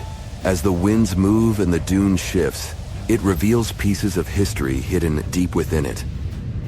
Climate change boosts those winds, moving the dune even more. As it migrates, it shows us traces of people who used to live here. Archaeologists have been busy digging around, and they've found ancient tombs. Imagine exploring a sandy maze and stumbling upon these tombs filled with history. The sand has acted as a protector, preserving bones, jewelry, and arrowheads. But that's not all. Nearby, there's an archaeological site from the 2nd century BCE. That's when the Romans were hanging out here. They had a whole city down there, complete with baths, a theater, and a temple. And it was built on top of an older Phoenician settlement. An earthquake shook things up a long time ago, and people left the city. For centuries, it lay hidden under the sand. Modern historians and archaeologists are excited about what else this shifting landscape will reveal. Fingers crossed that this sandy time capsule stays safe and keeps sharing its stories with generations to come. In Peru, archaeologists are exploring the 3,000-year-old Condor's Passageway. A what? Okay, so archaeologists were digging around a place called Chavan de Huantar, where the Chavan people lived. This place is around 190 miles away from Lima, Peru's capital. So, the Chavan people were advanced artists. They loved drawing birds and wild cats in their paintings. And they went way back, even before the Inca Empire became a big deal. They were some of the first societies that settled down and started farming in Peru's highlands of the Andes Mountains. That's more than 2,000 years before the Incas showed up. Archaeologists found a secret passage in one of the temple buildings. They called it the Condor's Passageway. It was a hidden hallway that had been locked away for ages. Lara Croft would love it there. This passage leads to other rooms inside the temple. It gives us a peek into what life was like then. Inside this hidden hallway, the researchers found some neat stuff. Like a big piece of pottery weighing as much as a big bag of potatoes and decorated with a drawing of a condor's head and wings. The condor, by the way, is a power symbol for the ancient Andeans. Archaeologists also found some pottery. All of this stuff was discovered in May 2022 when the entrance to the hidden passage was finally opened. Pretty new. The temple complex where they found these ancient items has other structures, like terraces. And there's still more to uncover. The tricky thing is going forward in these hidden passages. The archaeologists had to send in cameras mounted on robots to explore them first. They didn't want to risk messing up the ancient building or, getting stuck in there. Let's wait and see what else they'll uncover. Egyptian archaeologists made an extraordinary discovery near Cairo just recently. Drumroll, please. the most ancient and most complete mummy yet discovered in the country. Yes, they were keeping it under wraps. The 4,300-year-old mummy was found in a group of tombs close to the step pyramid of Djoser, dating back to the Egyptian Old Kingdom. It was covered in layers of gold. The team also found several other tombs, including one belonging to an ancient Egyptian official and another belonging to a secret keeper who had the power to perform special ceremonies. Another interesting tomb was that of a writer, which featured the largest statues ever found in the area. This vast burial site is also home to more than a dozen pyramids and resting grounds. Probably one of the most famous mummies in the world is that of Hatshepsut. She ruled Egypt like a boss for around 20 years, building all sorts of impressive buildings and creating new trade routes. But when archaeologist Howard Carter found her tomb in the Valley of the Kings, her sarcophagus was empty. However, Carter did find 2 coffins in another tomb, one of which belonged to Hatshepsut's wet nurse and the other to an unknown woman. In 2006, a team of specialists decided to investigate whether that mysterious lady was the queen herself. They found a molar tooth in a wooden box with Hatshepsut's name on it, and when they compared it to a gap in the mummy's mouth, it was a perfect match. Ramses II was a pretty impressive ruler, but it was his mummy that eventually made history. Now, we don't hear too much about his daddy. Okay, I'll stop. Ramses is considered to be the most powerful pharaoh in all of Egypt, as he reigned for a whopping 6 decades. He also lived to be over 90 years old. Now that's pretty amazing, considering the time he lived in. Ramses II supposedly had over 100 offspring too. Talk about a big family. When he passed away, his body was originally buried in the Valley of the Kings, but some sneaky guys tried to rob his tomb of all his treasures. Officials back in the day weren't having any of that though, so they moved his body to a secret location to keep it safe. Fast forward to the 1800s, and Ramses II's mummy was discovered along with a bunch of other rulers and important officials. But it wasn't in the best condition, so archaeologists flew it to Paris to get it, pampered. Problem was, he couldn't just be transported into another country. The only solution available was to give Ramses II his own passport. His occupation was listed as king, and the document even featured his photo. Most mummies aren't necessarily known for having the most hydrated skin. But that of an ancient woman, also known as Lady Di, proves otherwise. No, not that Lady Di. This wealthy lady from ancient times was discovered in an ornate tomb in 1971, and she looked fabulous, if we can say so about a mummy. Thanks to the special conditions in her tomb, like the moisture in the environment and the lack of oxygen, her body was almost perfectly preserved. Her skin was soft, her hair was on point, and she was still flexible. The museum that now proudly displays her mummy also shows a ton of fancy items that were buried with her, like dinnerware and musical instruments. Archaeologists investigated the mummy further and discovered that she passed away from a heart attack at around 50 years old. Even though it hasn't been around for over 2,000 years, Lady Di is still making history. The mummy of Otzi the Iceman was discovered in the Alps in 1991. Austrian authorities initially thought he was a modern mountaineer because he was so well preserved. Turns out, he was actually from the Copper Age. He was found in a mountain pass over 10,000 feet above sea level. Through studying his mummy, we've learned so much about life in Copper Age Europe. For example, we know that he was a native of Central Europe and enjoyed eating meat. He also suffered from arthritis, narrowing arteries, and intestinal problems. But he likely used acupuncture and medicinal herbs to treat these conditions. And apparently, he was pretty handy with tools. He sharpened them just days before his untimely demise.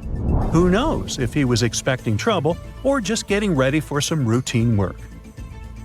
Now, King Tut and his story is most likely the one that made all mummies famous. This pharaoh passed away at the young age of 19, more than 3,000 years ago. But his mummy is still one of the most well-known in the world. When his tomb was opened in 1922, people went wild because it was still intact, unlike many other royal tombs. It had some seriously blinged-out coffins, including one made of solid gold. Not only did Tut's tomb give us a glimpse into ancient Egyptian history, But his mummy also taught us a lot about the time he lived in. DNA analysis helped identify his parents and revealed that the pharaoh had a rare bone disorder that might have made walking a bit tough. Now, Ginger is most likely one of the coolest mummies you'll ever hear about. He's like a time traveler from 5,000 years ago who's still looking fly with his golden hair and perfectly preserved nails. Ginger was discovered in Egypt and is believed to be the earliest known mummified body. Before people even knew about mummification, they used to place bodies in shallow graves in the hot, dry sand. And since the sand absorbed all the water, bacteria couldn't reproduce and the body was preserved naturally. Now, scientists are not sure if Ginger's preservation was intentional or not, but since he was buried with some pottery vessels, it's likely that whoever buried him knew some serious preservation techniques. If you want to meet Ginger in person, he's currently chilling at the British Museum. One Dutch art collector bought a statue from Asia and ended up finding a weird discovery. The statue contained a mummy hidden inside. Unfortunately, the body was too fragile to move, so they had to leave it there. The coolest part is that this mummy is over 1,000 years old and was on display for 200 years before being encased in the statue. When scientists did a CT scan, they found out that the mummy was filled with paper scraps covered in writings. Experts think he might have done this thing called self-mummification, which is a pretty intense process involving a special diet and tea that makes your body less prone to bacteria. Only a few people could handle this ritual, and those who managed to do that were seriously respected. No other Egyptian queen has baffled scientists and historians like the stunning Nefertiti. Based on her statues, she was known for her slender neck, wide eyes, and high cheekbones. Her name translates to "the beautiful woman has come." Talk about living up to your name, huh? Even though she wasn't a pharaoh herself, Nefertiti still managed to leave a lasting impression. Written records suggest that, as a wife and queen, she held an incredibly influential role. Because of her power, she was indeed admired, but she also managed to make quite a lot of enemies throughout her life. She was also related to King Tut, but not biologically. Rather, she was his stepmother. So far, locals have yet to identify her mummy, but that may soon change. A local Egyptologist who has been busy excavating tombs in the Valley of the Kings has found two mummies that he believes could be Nefertiti and her daughter. According to specialists, we may soon finally get a definitive answer about the identity of these two mummies. And if one of them does turn out to be Nefertiti, we could be in for a real treat. DNA analysis and CT scans of the mummy could give us the most complete and accurate image of the queen that we've ever seen. It's crazy to think that we've only scratched the surface of what lies beneath modern-day Egypt. Nefertiti ruled during a time of great power and prosperity in Egypt, but unfortunately passed away in a period of social turmoil, leading to her gravesite being lost. Now, where's my mummy? Hey there, curious history buffs. Have you heard the legend of the ancient race of giants of Nevada? Yes, I'm talking about actual giants that allegedly lived thousands of years ago. Now I know what you're thinking. Giants, really? Well, archaeological finds add fuel to this debate too. And here's where it gets interesting. Lovelock Cave was indeed used as a burial site, and some of the remains found there are much larger than average human bones. The cave is by the Humboldt Sink in western Nevada. It was once part of an enormous lake, which eventually dried up, leaving a number of smaller ones, including the Humboldt Sink. The cave became the home of the Site-Ka tribe.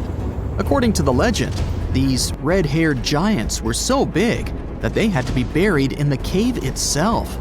Indeed, later on, archaeologists discovered 8 to 10 foot tall skeletons. This legend started to unfold when a mining engineer named John T. Reed talked to the locals in 1886. Once Reed saw the cave, he knew he was onto something. The news spread soon, but the cave was attracting another type of attention too. The deposits of a fertilizer known as guano were discovered inside the cave. So a mining company began excavating the precious resource in 1911. and soon shipped more than 250 tons of the fertilizer to San Francisco. Unfortunately, some of the human remains and artifacts were neglected and lost in the mining process. This led to an official excavation in 1912 and 1924. After the top layer of guano had been mined, strange objects started to surface. Around the area, the earliest evidence of human habitation dates back about 4,000 years. The Lovelock culture lasted for some 3,000 years, and they left us with 10,000 stunning artifacts. The pits in the cave were like a series of time capsules hidden at different depths. Archaeologists determined the age of each pit by its depth. It turns out that many different groups used the cave for storage over a really long time, and the things they stored there give us a really cool glimpse into their cultures. It's like a giant ancient storage unit full of hidden treasures. What have the researchers found besides the giant bones, you might ask? Some other bodies were mummified using a method similar to the one applied by ancient Egyptians. These remains also had something in common with the bodies discovered as far south as Lake Titicaca. Both mummies had some red hair. Yet, there are scientists who believe this reddish hue is the result of the interaction with the environment in which the bodies stayed. So, while the story of the red-haired giants may be a wild and intriguing tale, not everyone is convinced. Some experts believe that the bones found in Lovelock Cave are simply the remains of prehistoric animals, like mammoths or sloths. But others insist that there's something more to the story. Other relics, such as finely crafted baskets and exquisite duck decoys made from tule fibers, were also found there. In any case, this cave is worth the attention it gets. By the way, you can still visit this cave today and see the pits of different depths with your own eyes. But let me tell you one thing. It's in a hot, dry, and isolated place. Archaeologists have made another discovery that seems to be straight out of a legend. They think they found the palace of the one and only Odysseus, who was the legendary Greek king of Ithaca and the hero of Homer's epic poem. Move over, Indiana Jones. We've got some real-life adventure happening here from around 1300 BCE. Apparently, this is the only palace mentioned in Homer's epic poems that hasn't been found. The excavations have been made on the Ionian Islands, and the view from the ruins found on the island of Ithaca are exactly as described in the Odyssey, says the professor who led the excavation team. Known to the ancient Romans as Ulysses, the Greek hero took 10 years to return home to Ithaca after the fall of Troy. For many years, Homer's other epic, called the Iliad, which tells the story of the protracted siege of Troy by the Greeks, was regarded as a myth too. But then, in the 1870s, Troy was rediscovered in modern-day Turkey's Çanakkale city. So, if they found Troy, who's to say they couldn't find Odysseus's home? The researchers were following Homer's words as a roadmap. The excavation site has a building complex with 2 levels. It has important finds, such as storerooms and workshops, a complicated drainage system, and fragments of pottery. It also has a well from the 8th century BCE, which is around the time when Odysseus is believed to have been the king.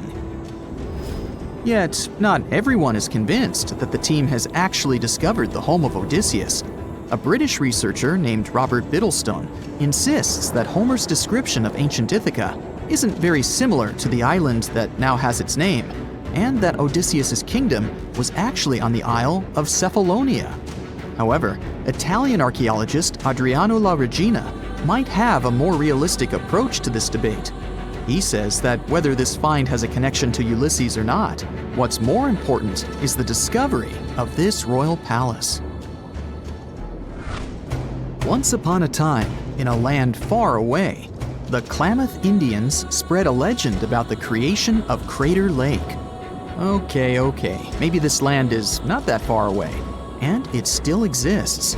You can find it in south central Oregon, in the western United States. Anyway, the legend has it that this lake was formed in a vicious battle between 2 volcanoes, Mount Mazama and Mount Shasta. Then the spirits of earth and the sky, which are Lao, who ruled the below world, and Skel, the chief of the above world, joined the fight. It turned into a geological drama. During the battle, darkness veiled the land. The fight was over when Mount Mazama collapsed and sent Lao back into the underworld.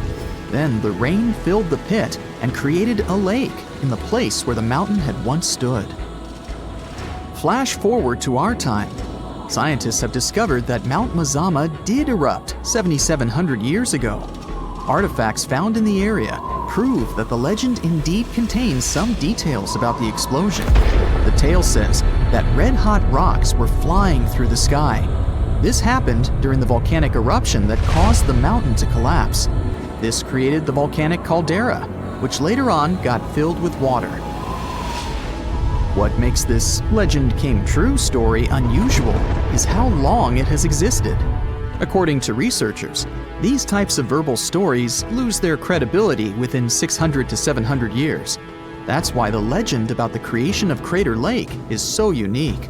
So many generations, for hundreds of years, have been accurately passing down the information. This volcanic crater lake is now in a national park. It's famous for its deep blue color. The water in it is extremely clear. If you visit it today, the water you'll see won't be the same as for someone who will visit the place 250 years later. Because there are no rivers flowing into or out of the lake, the existing water evaporates and the lake gets filled again by rain and snowfall. Basically, every 250 years, the water is replaced. Plus, this lake is almost 2,000 feet deep, which makes it the deepest lake in the United States. Swimming is okay in the lake, but there's only one legal and safe trail to get to the shore. There are other activities, such as fishing and boat tours. Shared human experiences, such as birth, marriage, and aging, may explain why certain tales are shared globally. Similar struggles and obstacles faced by humans around the world generate similar themes in traditional stories about love, parenting, and mortality. So, do you have legends or tales you've heard of from your grandparents? Who knows? Maybe your ancestors too witnessed a cool historical event. You are lost deep within the jungle in the Yucatan Peninsula in Mexico. There are strange noises all around you, and to make it worse, the sun is setting. Soon, you'll be alone in the middle of an unknown rainforest. Guess it was a pretty bad idea to come looking for El Dorado on your own, wasn't it? You keep walking as fast as you can, when suddenly, wait! What's this you're seeing? It looks like large stairways made out of stone. This definitely doesn't look natural, so you take a picture. Maybe you didn't strike gold, but you might have just found something relevant. Congratulations! You found Akamtun, a long-lost Mayan city, hidden 37 miles into the jungle. The name literally translates to stone column. Stone was probably in at the time, so these guys used a lot of it to build their pyramids, houses, and even ball courts. If you ever thought that Europeans invented ball games, think twice. Mayans love to play ball games for recreational purposes. Akamtun is part of a series of other long-lost Mayan cities that are being discovered with the help of new technology nowadays. We'll talk more about the other ones in a jiffy. Perhaps the biggest surprise of this one is that it was surrounded by wetlands, which is why the city was built on high ground. The city was monumental, covering an area of over 120 acres. That would be as big as 90 football fields right next to each other. Scientists have found proof that Akamtun had pyramids of up to 49 feet high, and that it was likely an important social hub between 250 and 1000 CE. This is definitely a game changer. But lost Mayan cities began to be unearthed in the 19th century. Modern technologies, such as LiDAR imaging, help archaeologists see through dense canopies of the forests. This means that people don't really have to risk getting lost in the tropical jungle like you did at the beginning of this video. LiDAR works sort of like an X-ray. It sends out laser beams that can detect any signs of ruins or ancient constructions. According to space archaeologist Sarah Parchak, Satellite imagery has been a key player in discovering ancient cities in South America, Egypt, and other places. Sarah herself spends most of her days scouring images for any signs of where there could have been cities long ago. She says that more often than not, what happens is that ruins are covered by vegetation, soil, or sand, which makes them super tricky to find. But thanks to these awesome tools, scientists also made the huge discovery of ancient Mayan causeways, which spread throughout old Mayan territories. I mean, take a look at these roadways. You'd expect to see ruins like this in places such as Portugal, England, or the United States. I'm talking about 130 feet wide roads painted white to help travelers journey through the nighttime. Scientists recently unearthed a 110-mile network of roads such as these, and they think this dates back to before the first registered Mayan highways we've known so far. These roadways, which sometimes ran over the swampy ground and were even elevated at times, are being called the world's first superhighways. Even if there is no registry of animal-powered vehicles, it's believed that the Maya used them to travel around a network of possible 964 settlements. They were built like a huge spiderweb, and from what archaeologists have gathered, this huge system of roads worked to connect a big system of economic and social interactions between Mayan cities. This completely debunks the traditional idea that the Mayan pre-classic period, which dates back to 2000 BCE, was made of small, tribal settlements. Imagine the manpower and engineering ability you need to muster to build something close to these white highways. Scientists believe that these causeways were built pretty much the same way as the Mayans built their pyramids, with a mixture of mud and quarry stone. Oh, and using several layers of limestone to make them white. That's pretty cool, right? But let's take a few steps back for a moment to get some context. The Mayans were one of the biggest pre-Columbian civilizations living in the Americas. Until now, experts believe that at its apex, the Mayan civilization consisted of over 40 cities with a population of millions of people. That's a lot of folks. Their civilization spanned Mexico's Yucatan Peninsula, Guatemala, and Belize. And they survived mainly on agriculture. The thing is, the Yucatan Peninsula was an extremely difficult place to grow crops. So the Mayans had to develop a complex irrigation system in most of their cities. They built a series of ceremonial buildings, pyramids, and plazas. The Mayans might have been keen pyramid builders, but they also developed an advanced astronomical system. With whatever ancient technology they had, they were able to predict the exact location of planets such as Venus and Mars, as well as the exact dates of eclipses. If you've ever seen examples of ancient Mayan cities, this is Tikal. Located at the heart of the Guatemalan jungle, Tikal is believed to have been the capital of the ancient Mayan conquest state. At its height, it was comparable in importance to cities such as London or New York in today's world. It's composed of a series of complex monuments. The North Acropolis is one of Tikal's most ancient complexes of monuments. Built solely by human hands around 350 BCE, it served as the resting place of kings and chiefs. Its monuments are up to 200 feet high. Back in the day, the step pyramid temples were painted a beautiful red. Mayans loved that color. Today, of course, you'll only see the limestone. Then there's Chichen Itza. It's got one of the best preserved pyramids on Earth to date. Located in Mexico's Yucatan state, this Mayan city is well over 1,500 years old. At its peak, it was home to 35,000 people. The site covers 4 square miles of land. The highlight is El Castillo, a tremendous step-like temple standing 80 feet above ground.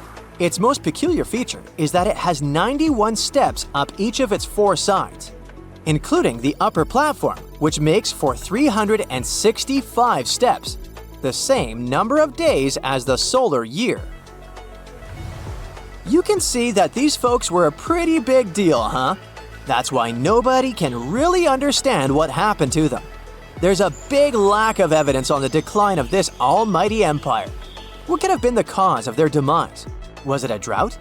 New research in 2017 did bring some new discoveries into the mix. Using data from a site at Ceibal, located at southwest of Tikal, scientists analyzed radiocarbon data from ceramics and archaeological excavations to extract new information about the unexpected demise of this great civilization. The information shows that instead of a sudden collapse, the Mayans most likely fell in waves of social instability and political crises.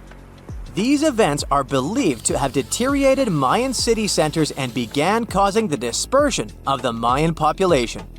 It's hard to pinpoint the exact causes, though.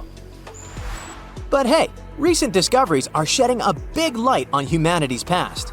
Not only about the Mayan Empire, but about other long-lost civilizations of South America. A major recent discovery in Brazil was done using satellite imaging technology and is also shocking scientists. Some images from near the Xingu River, also in the Amazon, suggest that cities of millions of people might have existed inside the jungle, way before our modern civilization ever existed. I mean, if this doesn't shock you, I don't know what will. Satellite imagery also detected a network of trenches dating back to 200 and 1200 CE in the Bolivian Amazon forest. These proofs suggest settlements that could have supported around 60,000 people right in the middle of the Amazon forest.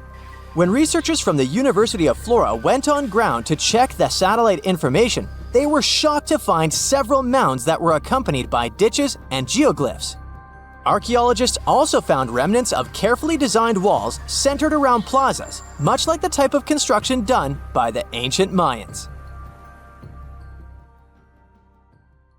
Do you remember 2011? Well, play along with me.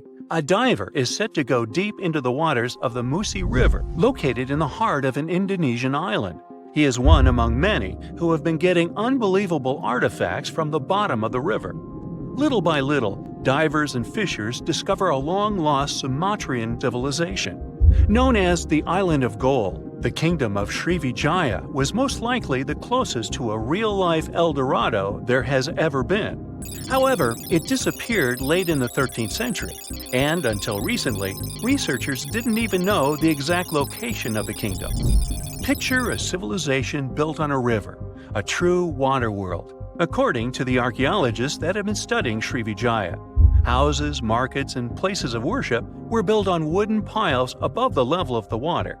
Citizens moved around like modern-day Venetians in simple boats. Srivijaya was known to be a rich and important kingdom. It existed from the 7th to the 11th century CE. It was part of the Silk Road, and anyone traveling from east to west had to pass through the city.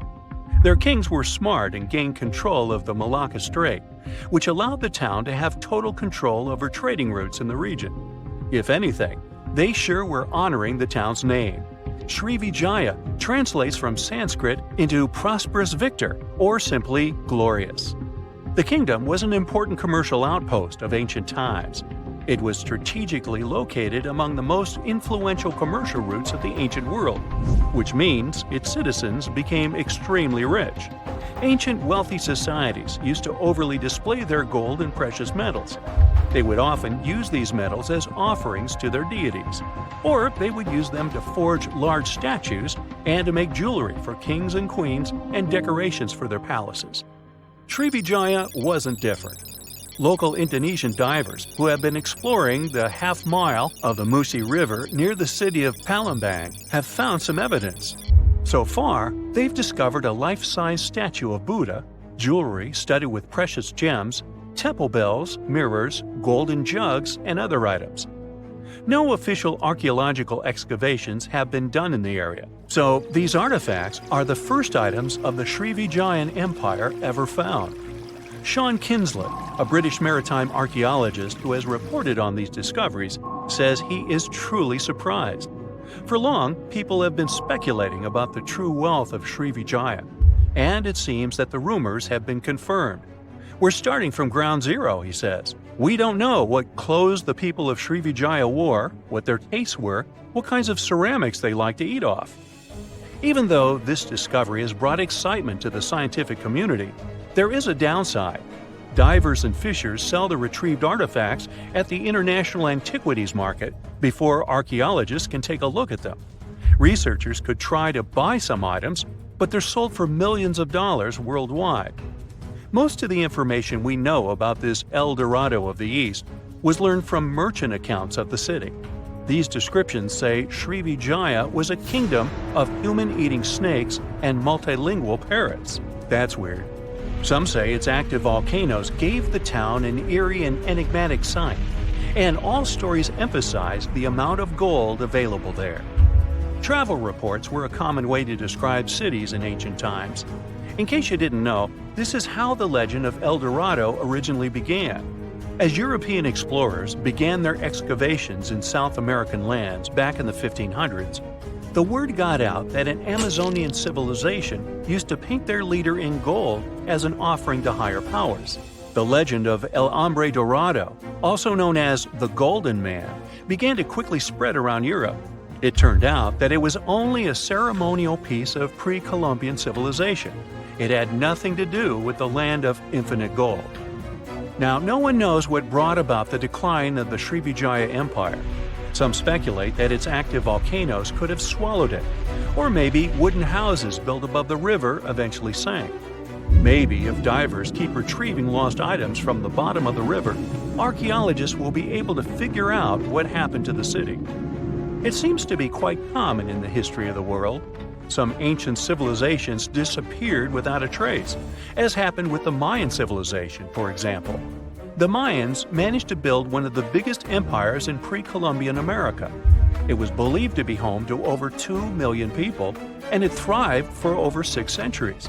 Its sudden demise is something that bothers archaeologists and scientists alike.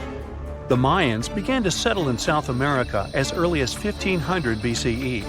Their civilization spanned Mexico's Yucatan Peninsula, Guatemala, and Belize. They are believed to have built around 40 cities at the height of their empire. They also developed a complex hieroglyph system that has been studied since it was discovered by modern scientists. The Mayans were keen engineers, astronomers, and farmers. They were post-nomadic people that settled in vast areas of farmland where they could grow corn and other types of vegetables. Archaeologists are still learning a lot about the Mayan civilization by examining their ruins. The city of Chichen Itza, located in the Yucatan Peninsula, is one of the most important Mayan sites unearthed today. The site is made up of a total of 26 ruins, and it is home to a world-famous pyramid known as El Castillo. It consists of a series of square terraces with stairways on each of the 4 sides of the temple. It was built as an homage to a feathered serpent deity. The Mayans were such architectural geniuses that they managed to build a pyramid that cast a particular shadow. More specifically, in the late afternoon during the spring and fall equinoxes, the pyramid casts several triangular shadows that create the illusion of a feathered serpent crawling down the pyramid. And they created this with none of the tech we have today. The city is so amazing that since 2007, it has been considered one of the 7 wonders of the New World. The Mayan Empire thrived for over 6 centuries due to their wise resource management system and astronomical knowledge. They were able to accurately predict eclipses, and using their rudimentary technology, could even locate Venus and Mars. They had everything to thrive for much longer than they actually did. This is why the Mayans' fall intrigues modern scientists so much. No one has been able to understand completely what led to their demise. That is, until a recent discovery. A study done by NASA claims it can explain what might have happened. Scientists have uncovered a sample of pollen trapped for over 1,200 years in ancient layers of lake sediment, which dates back to the time just before the collapse of the civilization. The analysis has revealed something completely new about the Mayans. Instead of the suspected claims that the Mayans disappeared due to terrible disease or some extended conflict in the region, it could have happened due to deforestation. Perhaps to build their entire empire, they had to cut a lot of trees. Without trees, their soil could have eroded, and all their fertile lands could have slowly and gradually become barren. According to NASA scientists, the temperatures in the region could have risen by about 6 degrees, and from that point on, the land would have become even drier and crops more difficult to grow. Basically, NASA says that the Mayans couldn't do the sole thing that made them thrive. which was agriculture, and their kingdom began to decline. Oh yeah, and this theory was supported by yet another find. Archaeologists found skeletons from the time of the empire. Those had prominent signs of malnutrition. This theory might really shed new light on Mayan history. It could explain what brought down such a powerful civilization. So, what do you say? Which theory is true? Have we actually managed to find out the reason for the fall of the Mayan Empire? When you hear the word mummy, you might get a chill down your spine. That's because most of us associate this word with those creepy characters we've seen in some scary movies. But in reality, mummies have helped us understand a lot about ancient civilizations, their rulers, and about how people used to deal with losing their loved ones. The people most famous worldwide for their mummies are the ancient Egyptians. They believed that some sort of existence after passing away was possible, if certain conditions were met. That's why they insisted on preserving the human body through the process of mummification and placing the mummy in a furnished tomb, kind of like giving it a fully functioning apartment of its own. Why did they believe in this? Well, because they were deeply connected to their natural environment for the most part. They saw the natural cycles around them, like how the sun rose every day, followed by the moon, or how new life was always sprouting from plants, even after they had wilted away. They also believed that the powerful spirit Osiris, who represented the cycle of passing away and resurrection, played a role in this process. To prepare for the afterlife, the ancient Egyptians followed certain rituals, like mummification, which involved using materials like honey, resins, and incense to preserve the body. There's no other mummy more popular than that of King Tut. He was a young pharaoh who ruled over 3,000 years ago in Egypt. The problem with discovering ancient royal tombs is that most of such burial sites were previously robbed. People knew ancient rulers had been left with many valuable belongings, so those locations became vulnerable to thieves. When King Tut's tomb was opened in 1922, people were excited because it had not been robbed, like many other previously discovered royal tombs. That's how well hidden it was. Inside, his mummy was encapsulated in a total of 3 coffins, including one made of gold. The objects found in his tomb showed us what ancient Egypt was like, and studying his mummy also helped us learn about the culture and practices popular at the time when he passed away. We also learned about his family by looking at his DNA. Scientists were able to discover that he had had a disease called malaria and a problem with his foot that might have made it hard for him to walk. Ramses II was another pharaoh in Egypt who ruled for 68 years, which was quite a lot back in the day. He was known for his expansion campaigns and building projects. Many objects from his time as a ruler still exist today, including a large statue of him. Ramses II was about 6 feet tall and lived to be about 90 years old. After looking at his mummy, scientists concluded that he may have had a medical condition that affected his spine. Now, remember those thieves I mentioned before? They are probably the reason why Ramses II ended up in a plain coffin in a secret collection of royal mummies at Deir al-Bahari, which was rediscovered in 1881. Thankfully, archaeologists were able to identify him because his journeys had been recorded on his wrappings. The process was really tedious too. In fact, in ancient Egypt, the mummification process could take a staggering 70 days to complete. A special person would say a very specific speech while delicately handling the body and drying it out using a type of salt called natron. They also used linen and resin to make the body look more lifelike and to wrap it in cloth. The tomb was equally as important for ancient Egyptians. The walls of King Tut's tomb, for example, were adorned with intricate artwork that depicted his journey to the afterlife, from his burial procession to his passage through the underworld. The ancient Egyptians believed that everyone made this journey after passing away, and they filled their tombs with items and paintings to help the person in their spiritual travels. Additionally, the walls of the tomb were decorated with spells from a special book, which contained a collection of poems that the Egyptians believed would help people reach the afterlife. And speaking of how important this journey was, people also placed food in these ancient tombs. In King Tut's tomb, archaeologists discovered 36 jars of vintage beverages and 8 baskets of fruit, which were believed to be left there to help him in his journey to the afterlife. The Egyptians believed that traveling to the afterlife took a really long time, so they left a lot of supplies, such as food and water, to sustain their loved ones. Pharaohs also generally had numerous luxurious garments and beautiful jewelry in their tombs to ensure that they would have a fashionable journey. These items included various types of linen clothing, such as tunics, scarves, gloves, and headdresses, as well as a lot of gold jewelry with precious stones, like bracelets, buckles, pendants, necklaces, rings, and even precious depictions of insects for protection. Some were also deposited with fans made from ivory and ostrich feathers to keep them cool in the afterlife. Some ancient rulers were even placed in their forever apartments along with boats.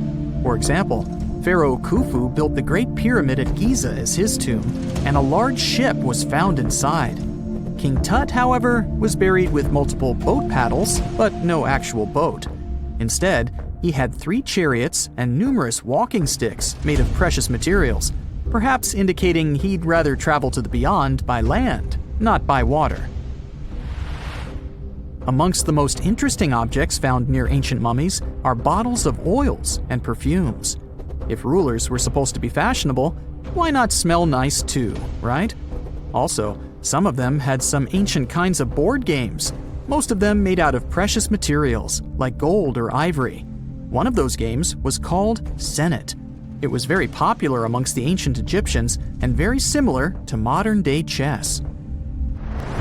The ancient Egyptians may have the most famous mummies out there, but they weren't the first to invent the procedure. In fact, it all started in South America with an ancient civilization named the Chinchorro. As far as we know today, these people were the first to mummify their loved ones that had passed away.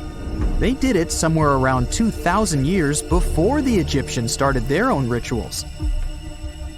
Sure, we can tell a lot about ancient rulers by studying these mummies, but until recently, we had no idea what they really looked like during their lifetime. Not so long ago, though, some very special mummy paintings were found by archaeologists studying ancient Egyptian objects. These mummy portraits are highly detailed paintings of individuals that were made while they were still alive. Such paintings were often painted on wood, as opposed to the classical portraits we all know about, which are painted on canvas. They are known for their realism and beauty, and have even been used by researchers to diagnose diseases by comparing them to the corresponding mummies. Some of these portraits also include depictions of jewelry, which was later found on the mummies. The recent discovery of these mummy portraits in Central Egypt is significant, as it marks the first time in over a century that such paintings have been found. Mummies appeared all around the world naturally, too. Mummification can occur without people intervening because of natural conditions, like extremely cold or hot environments, places with a lack of oxygen, or accidental exposure to chemicals that preserve the body. These conditions don't allow bacteria to grow, resulting in the body remaining more or less intact. Famous Otzi was one of these mummies. We know today he was a man who lived around 5,000 years ago in Europe. But upon his discovery in the Alps in 1991, Austrian authorities initially believed that he was a modern mountaineer because of how well preserved the body was. However, after the Iceman was removed from the glacier, it was determined that he was actually from the Copper Age. Have you heard of Göbekli Tepe? It's an ancient site in Turkey that literally made historians rewrite history books. Over 11,000 years ago, a group of prehistoric humans crafted an enigmatic masterpiece that's even older than Stonehenge.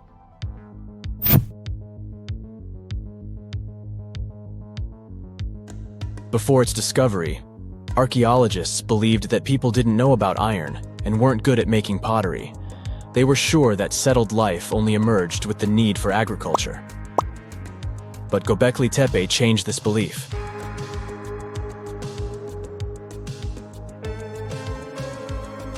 The place has revealed that it was the temple that paved the way for a settled life, not agriculture. Until this discovery, researchers believed that farming was the catalyst for sedentary living. Meet Professor Schmidt, the guy whose findings changed this theory. He managed to prove that hunter-gatherer communities laid the very foundations of this way of life.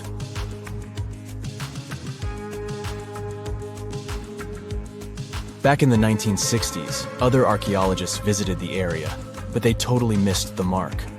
While surveying the region, they stumbled upon a hill with scattered limestone slabs and concluded it was just an old burial ground from medieval times. Little did they know that there was so much more to uncover.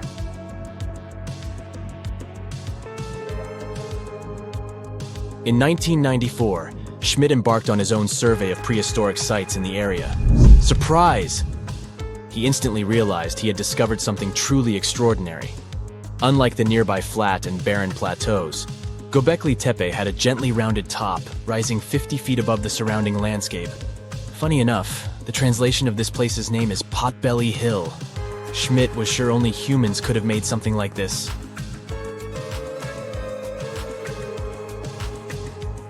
Those broken limestone pieces that were mistaken for gravestones turned out to be way more exciting. It was like stumbling upon a hidden treasure. The pieces took on a whole new meaning, and Schmidt with his team was about to dive into the secrets waiting beneath the surface.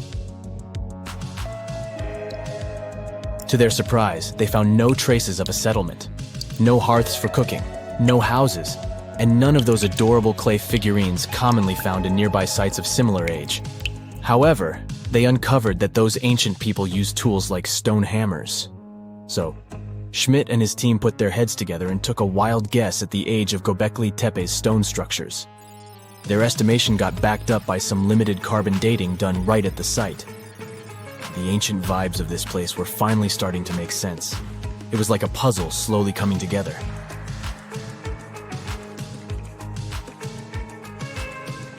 You may think that back then, people didn't have special tools to create something as cool as Göbekli Tepe. Not true. Turns out, these prehistoric folks used flint tools instead of fancy metal chisels. They were also skilled at chipping away softer limestone and crafting pillars right on the spot. Afterward, they carried the pillars a short distance to the summit and placed them upright. Once the stone rings were complete, they covered them with layers of dirt.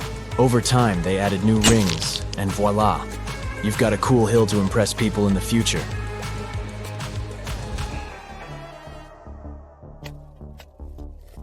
During their first year of excavation, the team went through 15,000 pieces of animal bones from wild creatures. These people didn't have pet animals or grow their own food. They hunted wild animals for their meals.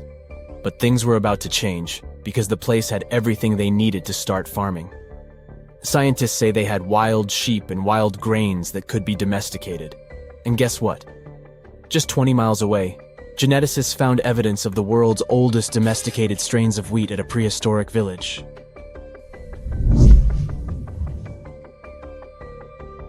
These amazing findings have completely changed how we view civilization. In the past, experts believed that people needed to learn how to farm and settle in one place before they could build temples and develop complex societies. But guess what? Schmidt's research flips that idea on its head. He claims that the incredible effort put into constructing these astonishing structures actually set the stage for the development of advanced societies. It means that societal and cultural changes happened before agriculture. Schmidt has this fascinating hypothesis about Göbekli Tepe. He thinks it could have been a special burial site where people left their loved ones. And here's the twist. The burial site was adorned with fancy statues and symbols representing deities from the spiritual realm. The idea that Göbekli Tepe could have served as a sacred place adds another layer of complexity to the whole story. While the site's true purpose may remain elusive, Schmidt's insights invite us to consider the profound interplay between life and the afterlife, and the deep reverence ancient hunter-gatherer societies may have had for their departed ancestors. Now let's talk about the stars of the show, the mesmerizing T-shaped columns that dominate Göbekli Tepe. These mysterious structures range from 10 to 20 feet tall and most likely represent stylized human figures. But one figure stands out from the rest, the three-dimensional lion relief. This depiction really fires up our imagination. Why? Because it hints at the possibility that lions roamed Anatolia during the Neolithic period.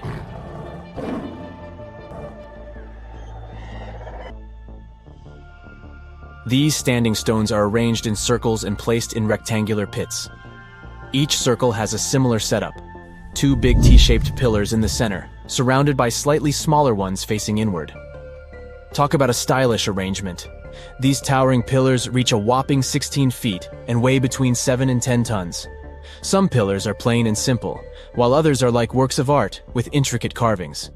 Foxes, scorpions, and vultures come to life, crawling and twisting on the pillars' sides. But it's not just animals depicted on these stones. Some pillars have abstract shapes representing humans, and even small carvings of clothing items. Some of them even have belts. Now, there's one pillar that stands out from the rest like a rock star. This super old stone pillar suggests that a comet crashed into Earth. It happened during a chilly period that lasted about 1,000 years. Previous studies examining Greenland ice cores hinted at this comet theory, but now the carvings at Göbekli Tepe prove it right.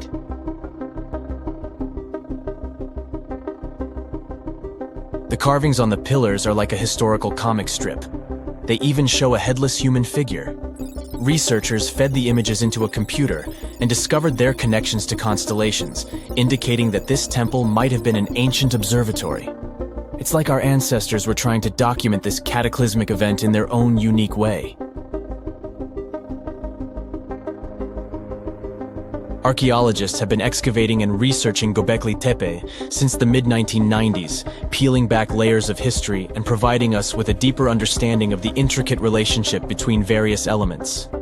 They have no plans to stop the whole process for another 150 years. Who knows what else they'll find? You see, Göbekli Tepe has been labeled purely as a ritual site with no signs of domestic activities. We were led to believe that the absence of water meant it couldn't support semi-sedentary communities. But scientists believe it's time to shake things up and approach Göbekli Tepe with fresh eyes. It's time to question what we believed before and use new evidence and different ways of thinking. Like, there might have been a group of people living in the area who didn't stay in one place all the time. They moved around a bit but still had their own civilization, living in the area semi-sedentarily. Göbekli Tepe is not just home to a single temple, but an astounding collection of over 20 ancient structures. As archaeologists delve into the depths of this wonder, they are unraveling its unique layout, featuring two prominent focal points at the heart of each establishment, complemented by smaller structures and dividing walls. What's even crazier is that in this area, there are over 200 obelisks, which are narrow tapering monuments. It's the first day of your long-awaited trip to the Amazon forest. You flew all the way to South America. More specifically, you landed in the city of Manaus. It's the heart of the Brazilian Amazon. So far, you've traveled by air, car, and now water. You are on a tiny boat, moving through the dark waters of the Amazon River. Yes, the river is also called the Amazon. And just FYI, it's the second longest river in the world. It loses only to the Nile River in Egypt. The Amazon sprawls for an impressive 2,700 square miles, beginning in Peru and ending only when it meets the Atlantic Ocean off the coast of Brazil. To get a closer look at the forest, you decide to start by exploring it by boat. First up, you watch some piranha fishing. You can even try to catch one yourself if you like. As you may know, piranhas are carnivorous fish that inhabit the Amazon River, so it might not be your best option to go swimming in these waters. One of the most emblematic species of alligators present in the Amazon River basin is the broad-snouted caiman. It looks pretty much like a regular alligator, except for the fact that it has a yellow chin. Your guide leaves the boat and searches the water to show you a caiman up close. He also tells you of another legendary creature that lives in the dark waters of the river, the pink dolphin. Lucky you get to witness a family of pink dolphins showing their fins near your boat. They look magical from the place where you're sitting. You've probably never known dolphins can be pink, huh? After a few mesmerizing moments, you discover that the dolphin's pink color is nothing but an illusion.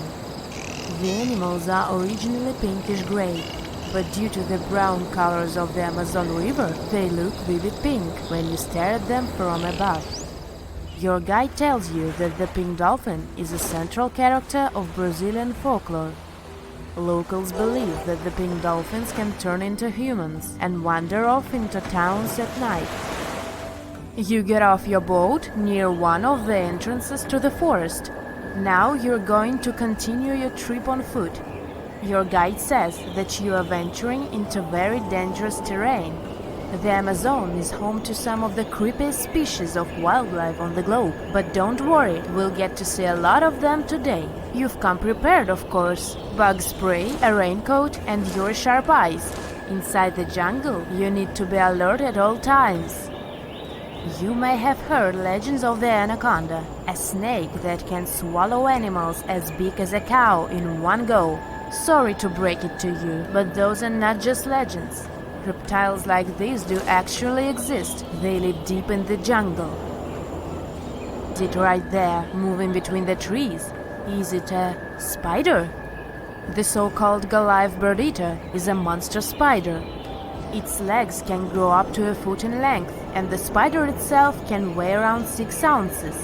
It's also known as the king of tarantulas. You shouldn't get too close, of course. It's not venomous to humans, but its bite can surely sting.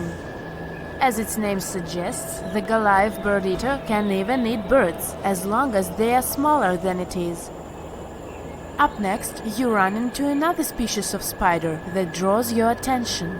This one is so tiny that you almost don't see it. It's known by the popular name of the decoy spider. You see one of its creations, a gigantic spider built by the tiny Cyclosa spider in order to scare off large predators. This is as amazing as it is creepy. A spider that uses the remains of other insects and dry leaves to create the image of a large spider on its web. If it fools predators, perfect! But to us humans, this work of art looks almost endearing. Who knew there were artists in the arachnid world? Near a small lake, you witness a unique scene. A large snake is slowly slithering its way toward a lizard that is resting on a rock. The lizard seems obvious to the presence of the dangerous reptile, but right as the snake is preparing to attack, the lizard flies the scene in its iconic way. The so-called basilisk lizard is famous for its ability to walk on water, or rather run across the water. This isn't an illusion, just a matter of balancing. The small lizard moves its legs on top of the water very fast, while its long tail serves as a counterweight. I wish I could do that. If you've ever wondered what a frog looks like on the inside, you've come to the right place. Right in front of your eyes, there is a rare local species of frog. It's known as the glass frog. This species of amphibian has a type of transparent skin that is completely see-through. In other words, you can see the frog's interior with astounding clarity. It's as if you had X-ray vision. Moving on with your journey, soon you come across a pond. Floating on its water is probably the biggest water lily you've ever seen in your life. These huge plants are also known as the Victoria Amazonica. They can measure up to 8 feet across and hold the weight of a grown-up person. But I wouldn't recommend trying to climb on it if I were you. Just cause, you know, it's the Amazon forest we're talking about. The wildlife here is amazing, but the forest itself is also a sight. There are over 80,000 species of plants and trees grown in the Amazon rainforest. In fact, you can find 10% of all the world's wildlife in this jungle. An estimated 400 billion trees grow on the gigantic area the forest occupies. Of course, this place is bound to be biodiverse, right? You won't be able to witness this phenomenon during your trip, but your guide tells you about a unique species of tree There is famous for being able to walk. Yep, you've heard correctly. There are walking trees in the Amazon rainforest. They don't have legs or anything like that, but they do move around in search of better lighting conditions. The Amazon canopy is so thick that only 1% of sunlight can reach the forest floor. Because of this, some trees end up getting less sunlight than others. The so-called walking palm trees seem to be adapted to this situation. They grow new roots, which helps them move for 1 to 2 inches per day. They can walk up to 65 feet per year. Maybe that's what inspired John Ronald Reuel Tolkien to create ants, huh? Those are pretty similar tree beings that roam freely around the world.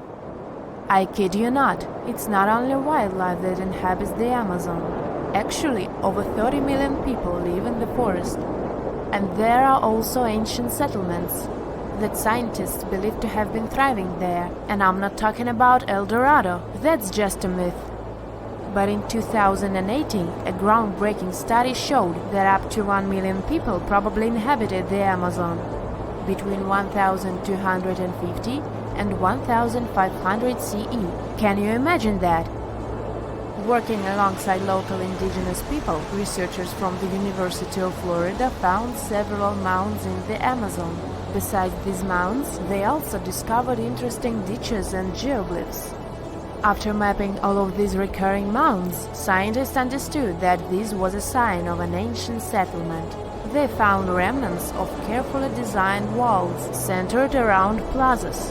This could only mean that these ancient cities were big and could host hundreds of thousands of people. These findings brought back the idea that the Amazon could have been home to thriving civilizations way before the Europeans arrived there. But rather than cities drenched in gold, they were simply well-developed agricultural societies. Let's face it, most ancient tombs have been looted at least once. No matter how scary the rumors could have been, most mummies were open too. But one. This is the Bashiri mummy, and it puzzles everyone so much that nobody dares to see what's inside. Meet Howard, but you must know him already if you're into Egyptian history. He's primarily famous for discovering King Tut's tomb back in 1922. But few people know that before this revolutionary discovery, he had probably found another mummy. It happened in 1919, and it goes by several names, either the Bashiri mummy or the Mummy of Pacheri, or the Untouchable One. Some reports say that Howard stumbled upon the Bashiri mummy in Luxor's Valley of the Kings, just where he would later find Tut's tomb. Despite this find, not much is known about this particular mummy. The reason why it's still unharmed in any way is not because of some superstitions, but because nobody is sure that they can undo what they do if something goes wrong. The mummy is so intricately wrapped that researchers never unfurled it for fear of irreversible damage. The golden rule of anyone who works with antiquities: if you're not sure you can't make it better or preserve it unchanged, do not touch it. History knows many examples of ancient relics ruined beyond repair, say Ecce Homo, or smiling statue restoration. The delicate fabric that covers the mummy's face has this cool design that kind of looks like a pyramid. The researchers are not 100% sure, but this might be the only one of its kind with that embalming style. But without knowing the ancient technique, it's next to impossible not to ruin the mummy while unwrapping and wrapping it back. Back in the day, people, both experts and looters, would unwrap mummies for all sorts of reasons, mostly to study them. Luckily, these days, we have advanced tech that lets us check out what's inside a sarcophagus without having to unwrap anything. After taking a closer look at the Bashiri mummy, researchers figured out that it belonged to a man who was around 5.5 feet tall and lived during the Ptolemaic era, which makes this mummy roughly 2,300 years old. The Egypt Museum shared that the X-ray scan also uncovered an inscription of the guy's name, but it's a bit tricky to tell if it says Pacheri or Nenu, adding to the intrigue. The museum also pointed out that the fancy casing the mummy is in features all sorts of decorated scenes. You can see the mummy lying on a bed, flanked by deities Isis and Nephthys, along with the 4 sons of Horus. Plus, there are 2 images of the funerary god Anubis at the feet of the casing. By the way, Bashiri mummy is not the only one that has remained untouched. This is Issa Temkebde, and Gaston Maspero, a French archaeologist, made the decision to leave her mummy untouched, wanting to keep her resting peacefully since she was in such amazing shape. He did mention, though, that her tomb had been raided long ago. Thanks to some X-ray work, we learned more about the mummy. The scans revealed a few artifacts still wrapped up with the wife of a high priest, including amulets around her neck, right arm, and forehead. The X-rays also showed she had some dental issues and arthritis in her knees. While she passed away as an older woman, it's tough to pinpoint her exact age. However, various sources from her son's reign indicate that she was held in high regard in the kingdom. Isitemkebd served as the sister wife of Penejam II. You got me right, they were related by blood and were siblings, but back then it was pretty common to get married this way to preserve the purity of the bloodline.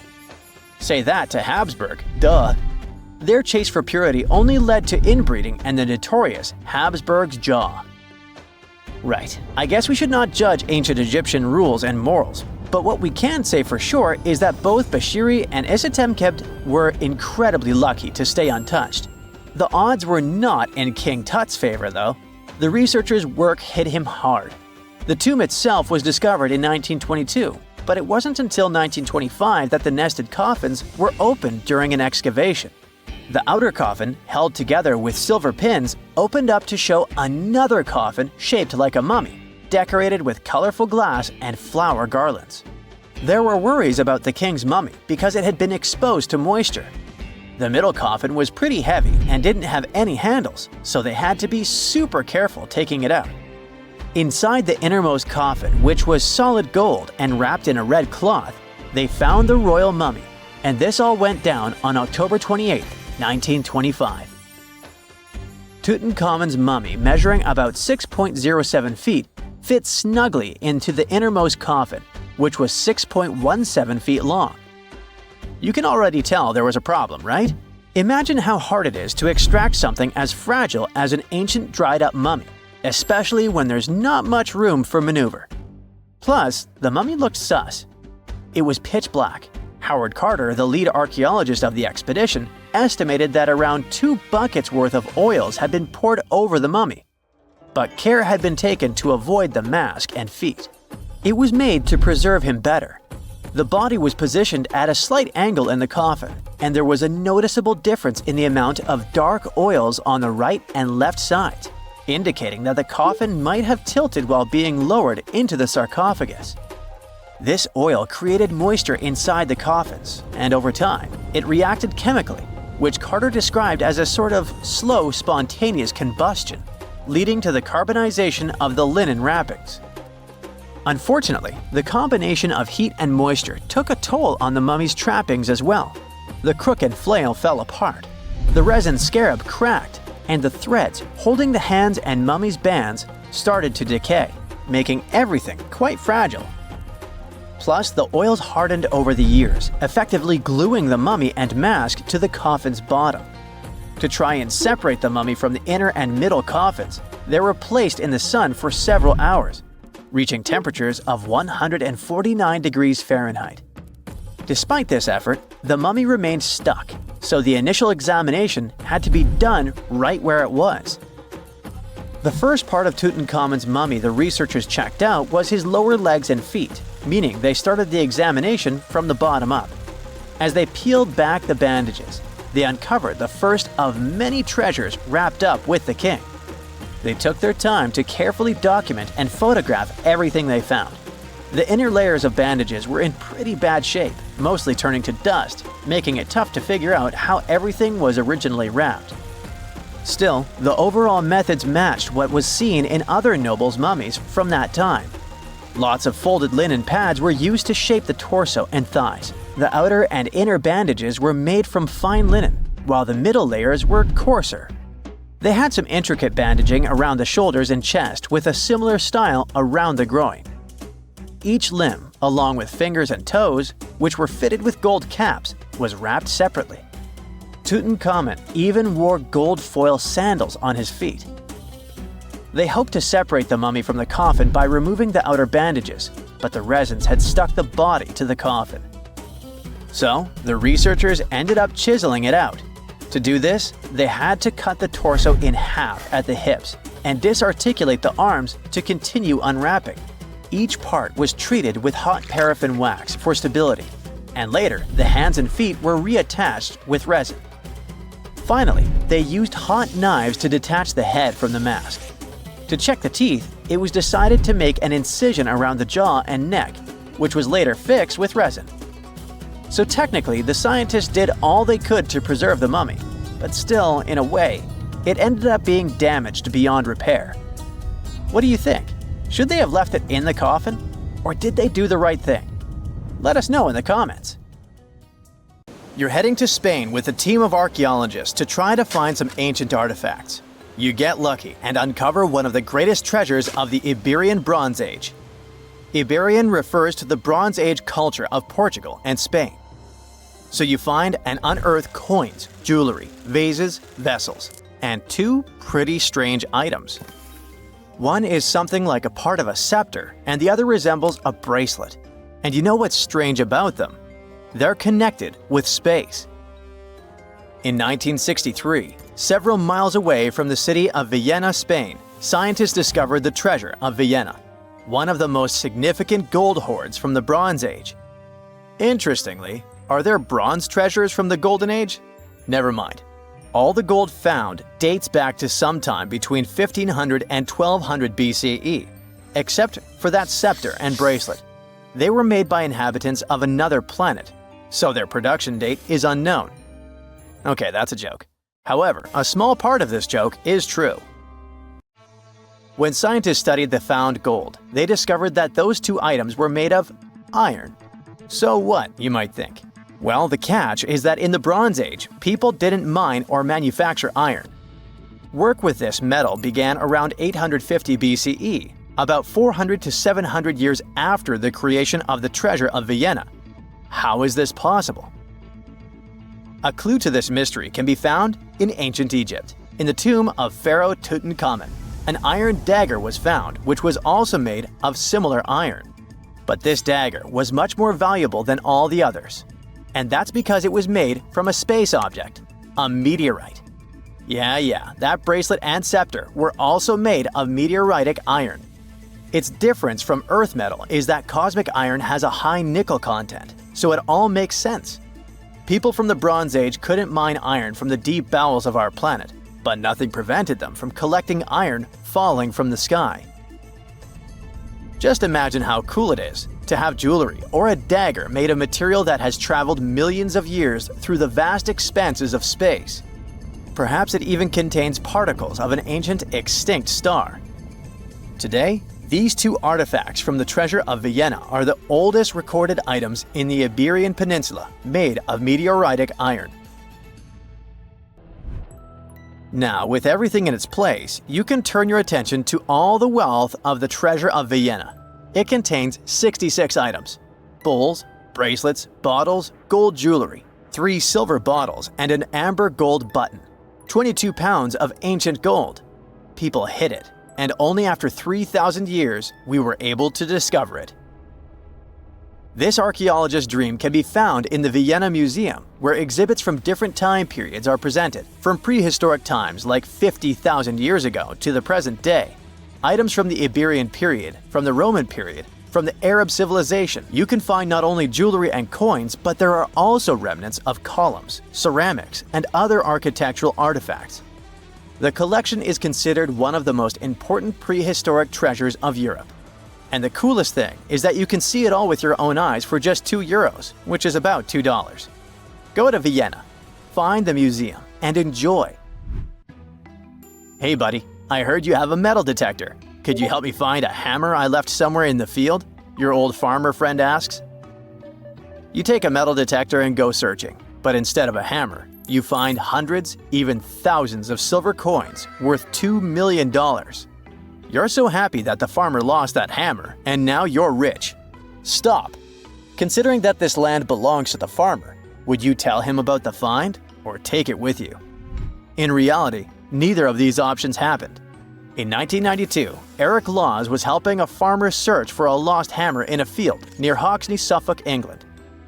The metal detector stumbled upon a hidden treasure, a huge one. There were silver spoons, gold jewelry, more than 500 gold coins, and about 14,000 silver ones. Eric Laws accidentally discovered the largest collection of gold and silver from the late Roman period in Britain. Unfortunately, or perhaps fortunately, he and the farmer didn't receive the treasure. It's now in the British Museum. Let's move away from the farmer's field to somewhere on the Mediterranean coast. Imagine you're a scuba diver. There was a strong storm yesterday, but now with the water calm, you dive in and discover the seabed covered with gold dinars. This story happened in 2015. The coins which the storm brought to the shore might have been minted even before the First Crusade that started in 1096. This collection is one of the most impressive archaeological finds in the world. All these treasures surely can make the heads of those who find them spin, but they end up in a museum. And that's a good thing, because such wealth can drive a person crazy. A metal detector and a diving suit helped people discover ancient treasures. What's next? How about a dog? Yes, it could be perhaps a great replacement for a metal detector, by the way. So in 2013, two people were walking their dog in Northern California on their property. Suddenly, they discovered a rusty can filled with coins minted from 1847 to 1894. There were about 1,500 coins, and they all were gold. Another chance for a carefree rich future? Not this time. The find caused a lot of controversy among specialists. There was one version, according to which these coins could have been stolen from the US Mint. But later, the US Mint debunked this suggestion as they'd never had this gold in their storage. Anyway, it's interesting what the point was in hiding it all in someone else's yard. Some thief risked their freedom and life to get rich. When they succeeded, they just hid the coins as if they never existed. What a strange deal. Coins, jewelry, meteorite items, it's all cool. But let's end our video with something grand and epic. Archaeologists were conducting research near the Mediterranean coast of Egypt and discovered a treasure trove inside a sunken temple and sanctuary. Despite the waves, earthquakes, and seawater, the massive find was preserved in a not bad condition. The temple was built a very long time ago and collapsed in the middle of the 2nd century BCE. It was an important structure in ancient Egypt. People considered this place holy. Pharaohs came to the temple to seek help from the higher powers of Egyptian mythology to obtain titles for their rule. Titles of kings of the universe. For many people, this place was like the center of the universe, and now it lies forgotten on the seabed, almost ruined. Time spares nothing. Researchers found out the temple had been part of an ancient port city. A long time ago, an earthquake occurred in this area and destroyed the city. Tidal waves softened the ground and dragged the town into the Mediterranean Sea. While studying the temple, scientists found many secret treasures there: silver ceremonial instruments, gold jewelry, and alabaster vessels. In past times, people used them to store perfumes or greasy ointments called unguents. Perhaps in ancient Egypt, they weren't bad in the field of cosmetology. Near the temple, archaeologists discovered a Greek sanctuary. Apparently, the Greeks living in Egypt or coming here on business wanted to pay tribute to Aphrodite, so they created a small building in her honor. In that place, archaeologists found bronze and ceramic artifacts from different cultures. Scientists found out that the Greeks had permission to trade in the Egyptian city and even be its residents. It seems pharaohs living around 600 BCE were favorable to the Greeks. The profession of an archaeologist is very exciting. But what would you do if you found some ancient treasure?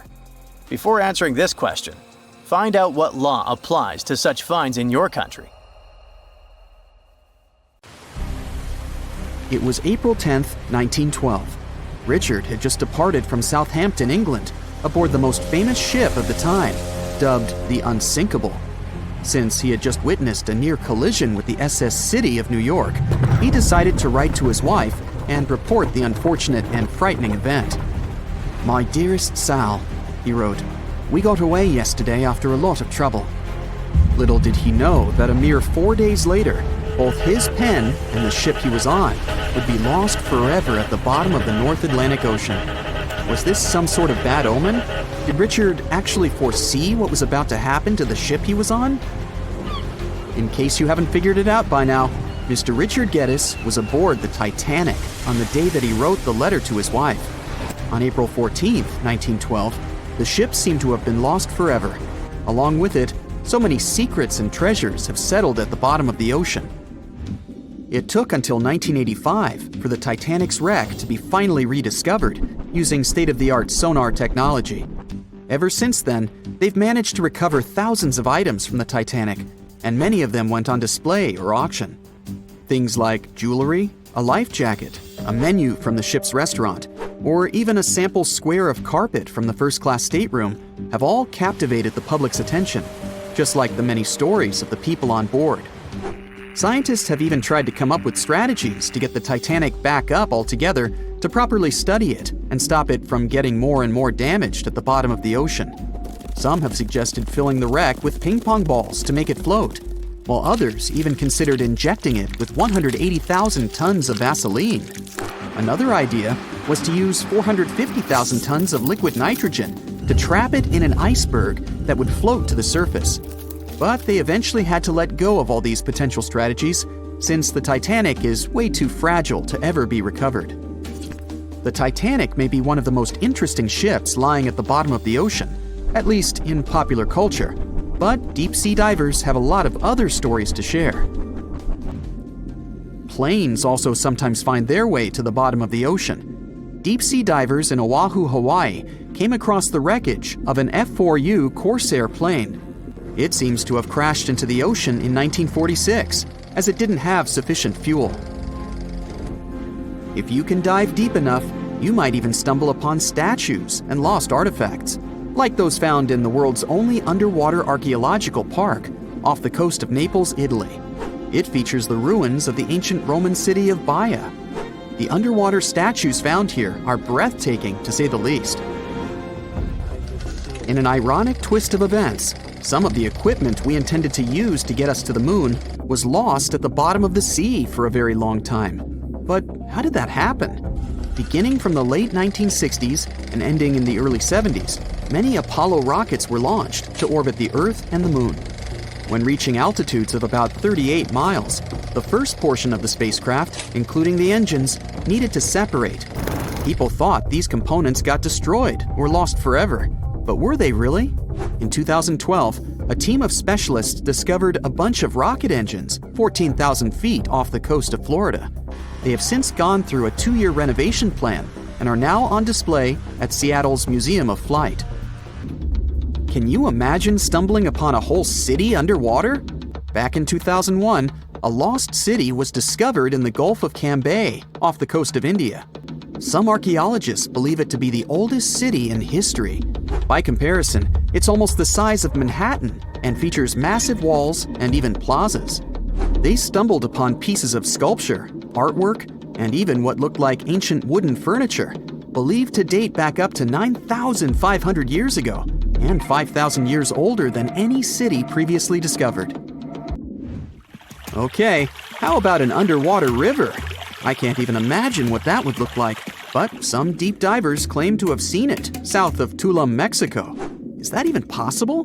Well, not really, since the Cenote Angelita Cave is not a true river, but a very special type of optical illusion. It's formed by a halocline, meaning a cloud of hydrogen sulfide at the bottom of this underwater cave. Turns out you can actually swim right through this cloud, which makes you feel like you're swimming through a flowing body of water. Not all things discovered underwater are inanimate objects. Some of them are actually quite scary sea creatures. A jellyfish might not be on your list of things to look out for if you can avoid the stings.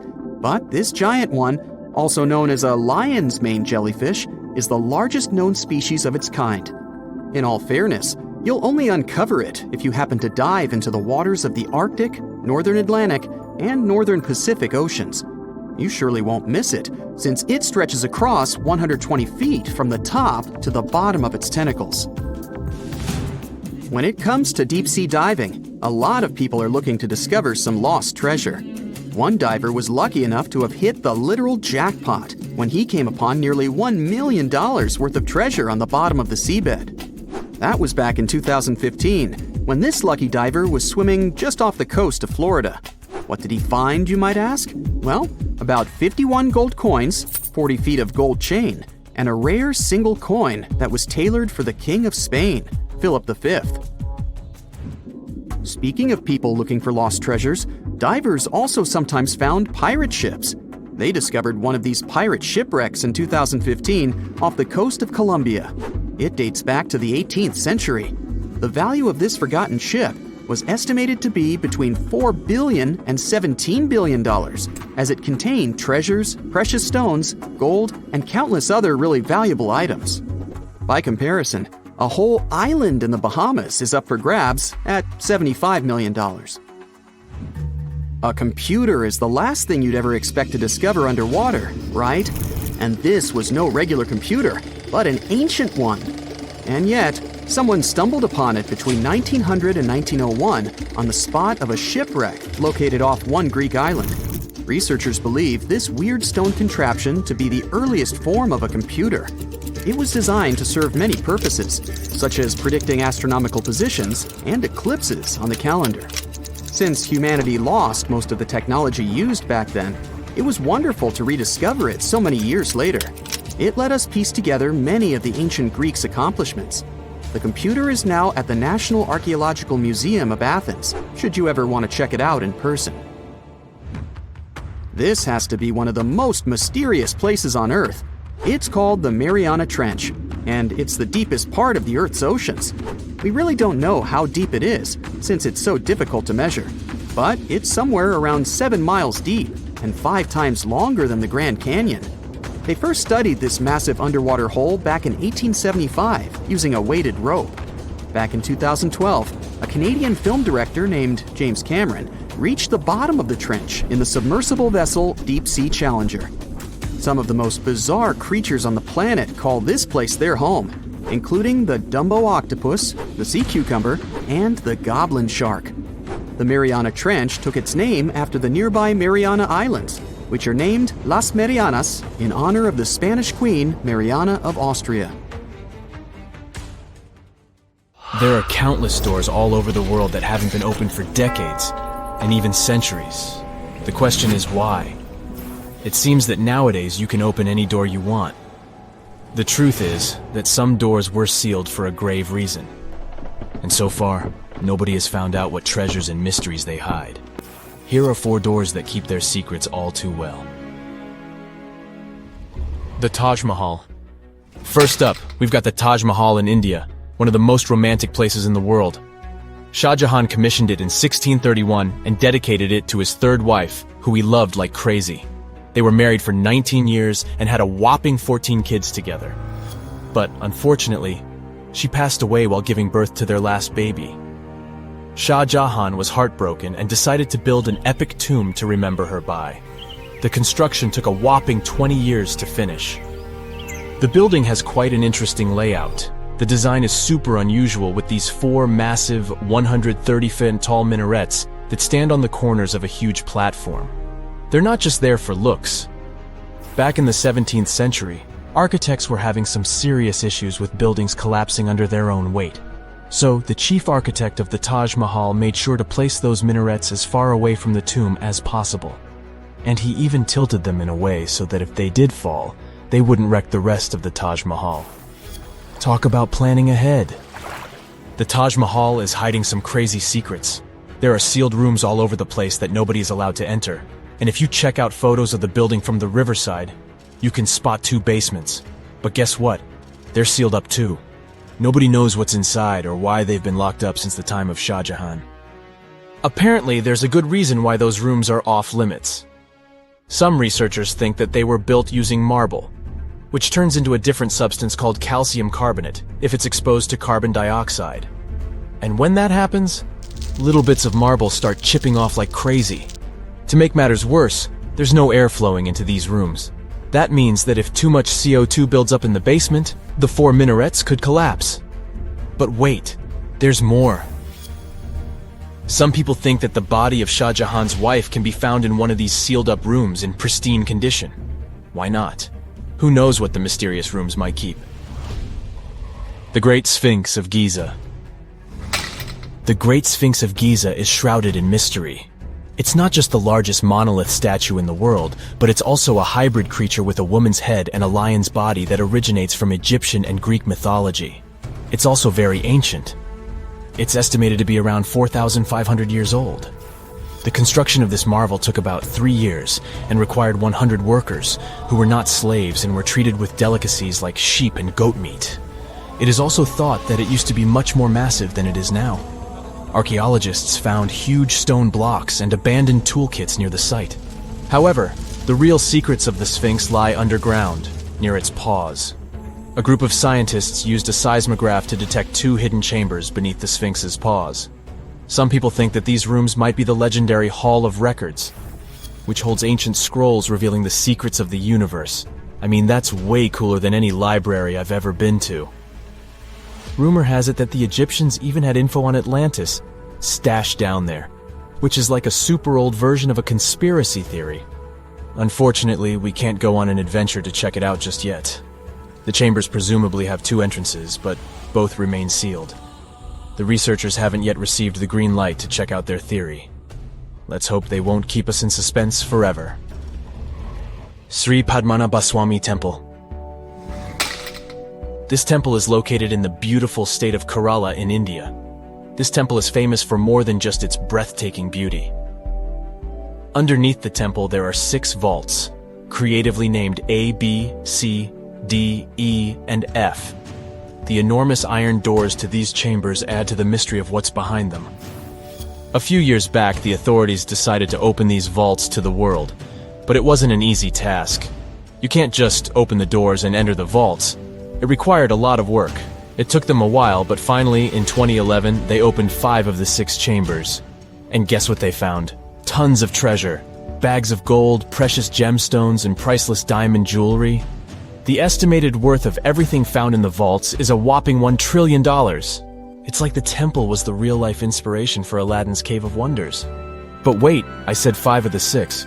What happened to the last one? Vault B has remained closed, but not for lack of trying. They simply didn't manage to open it. There is even a belief that it's fatally cursed. Legend says that only a saint or sage can break the curse by chanting a specific mantra. But no one has been able to do this yet, presumably because we don't have saints or sages at our disposal. There is also rumor that in the 30s some temple invaders tried to enter Vault B to do some good old looting. But they never reached their target. Apparently terrible snakes materialized out of nowhere and chased the gang away. But of course, this is just an urban legend, and there is not proof of that.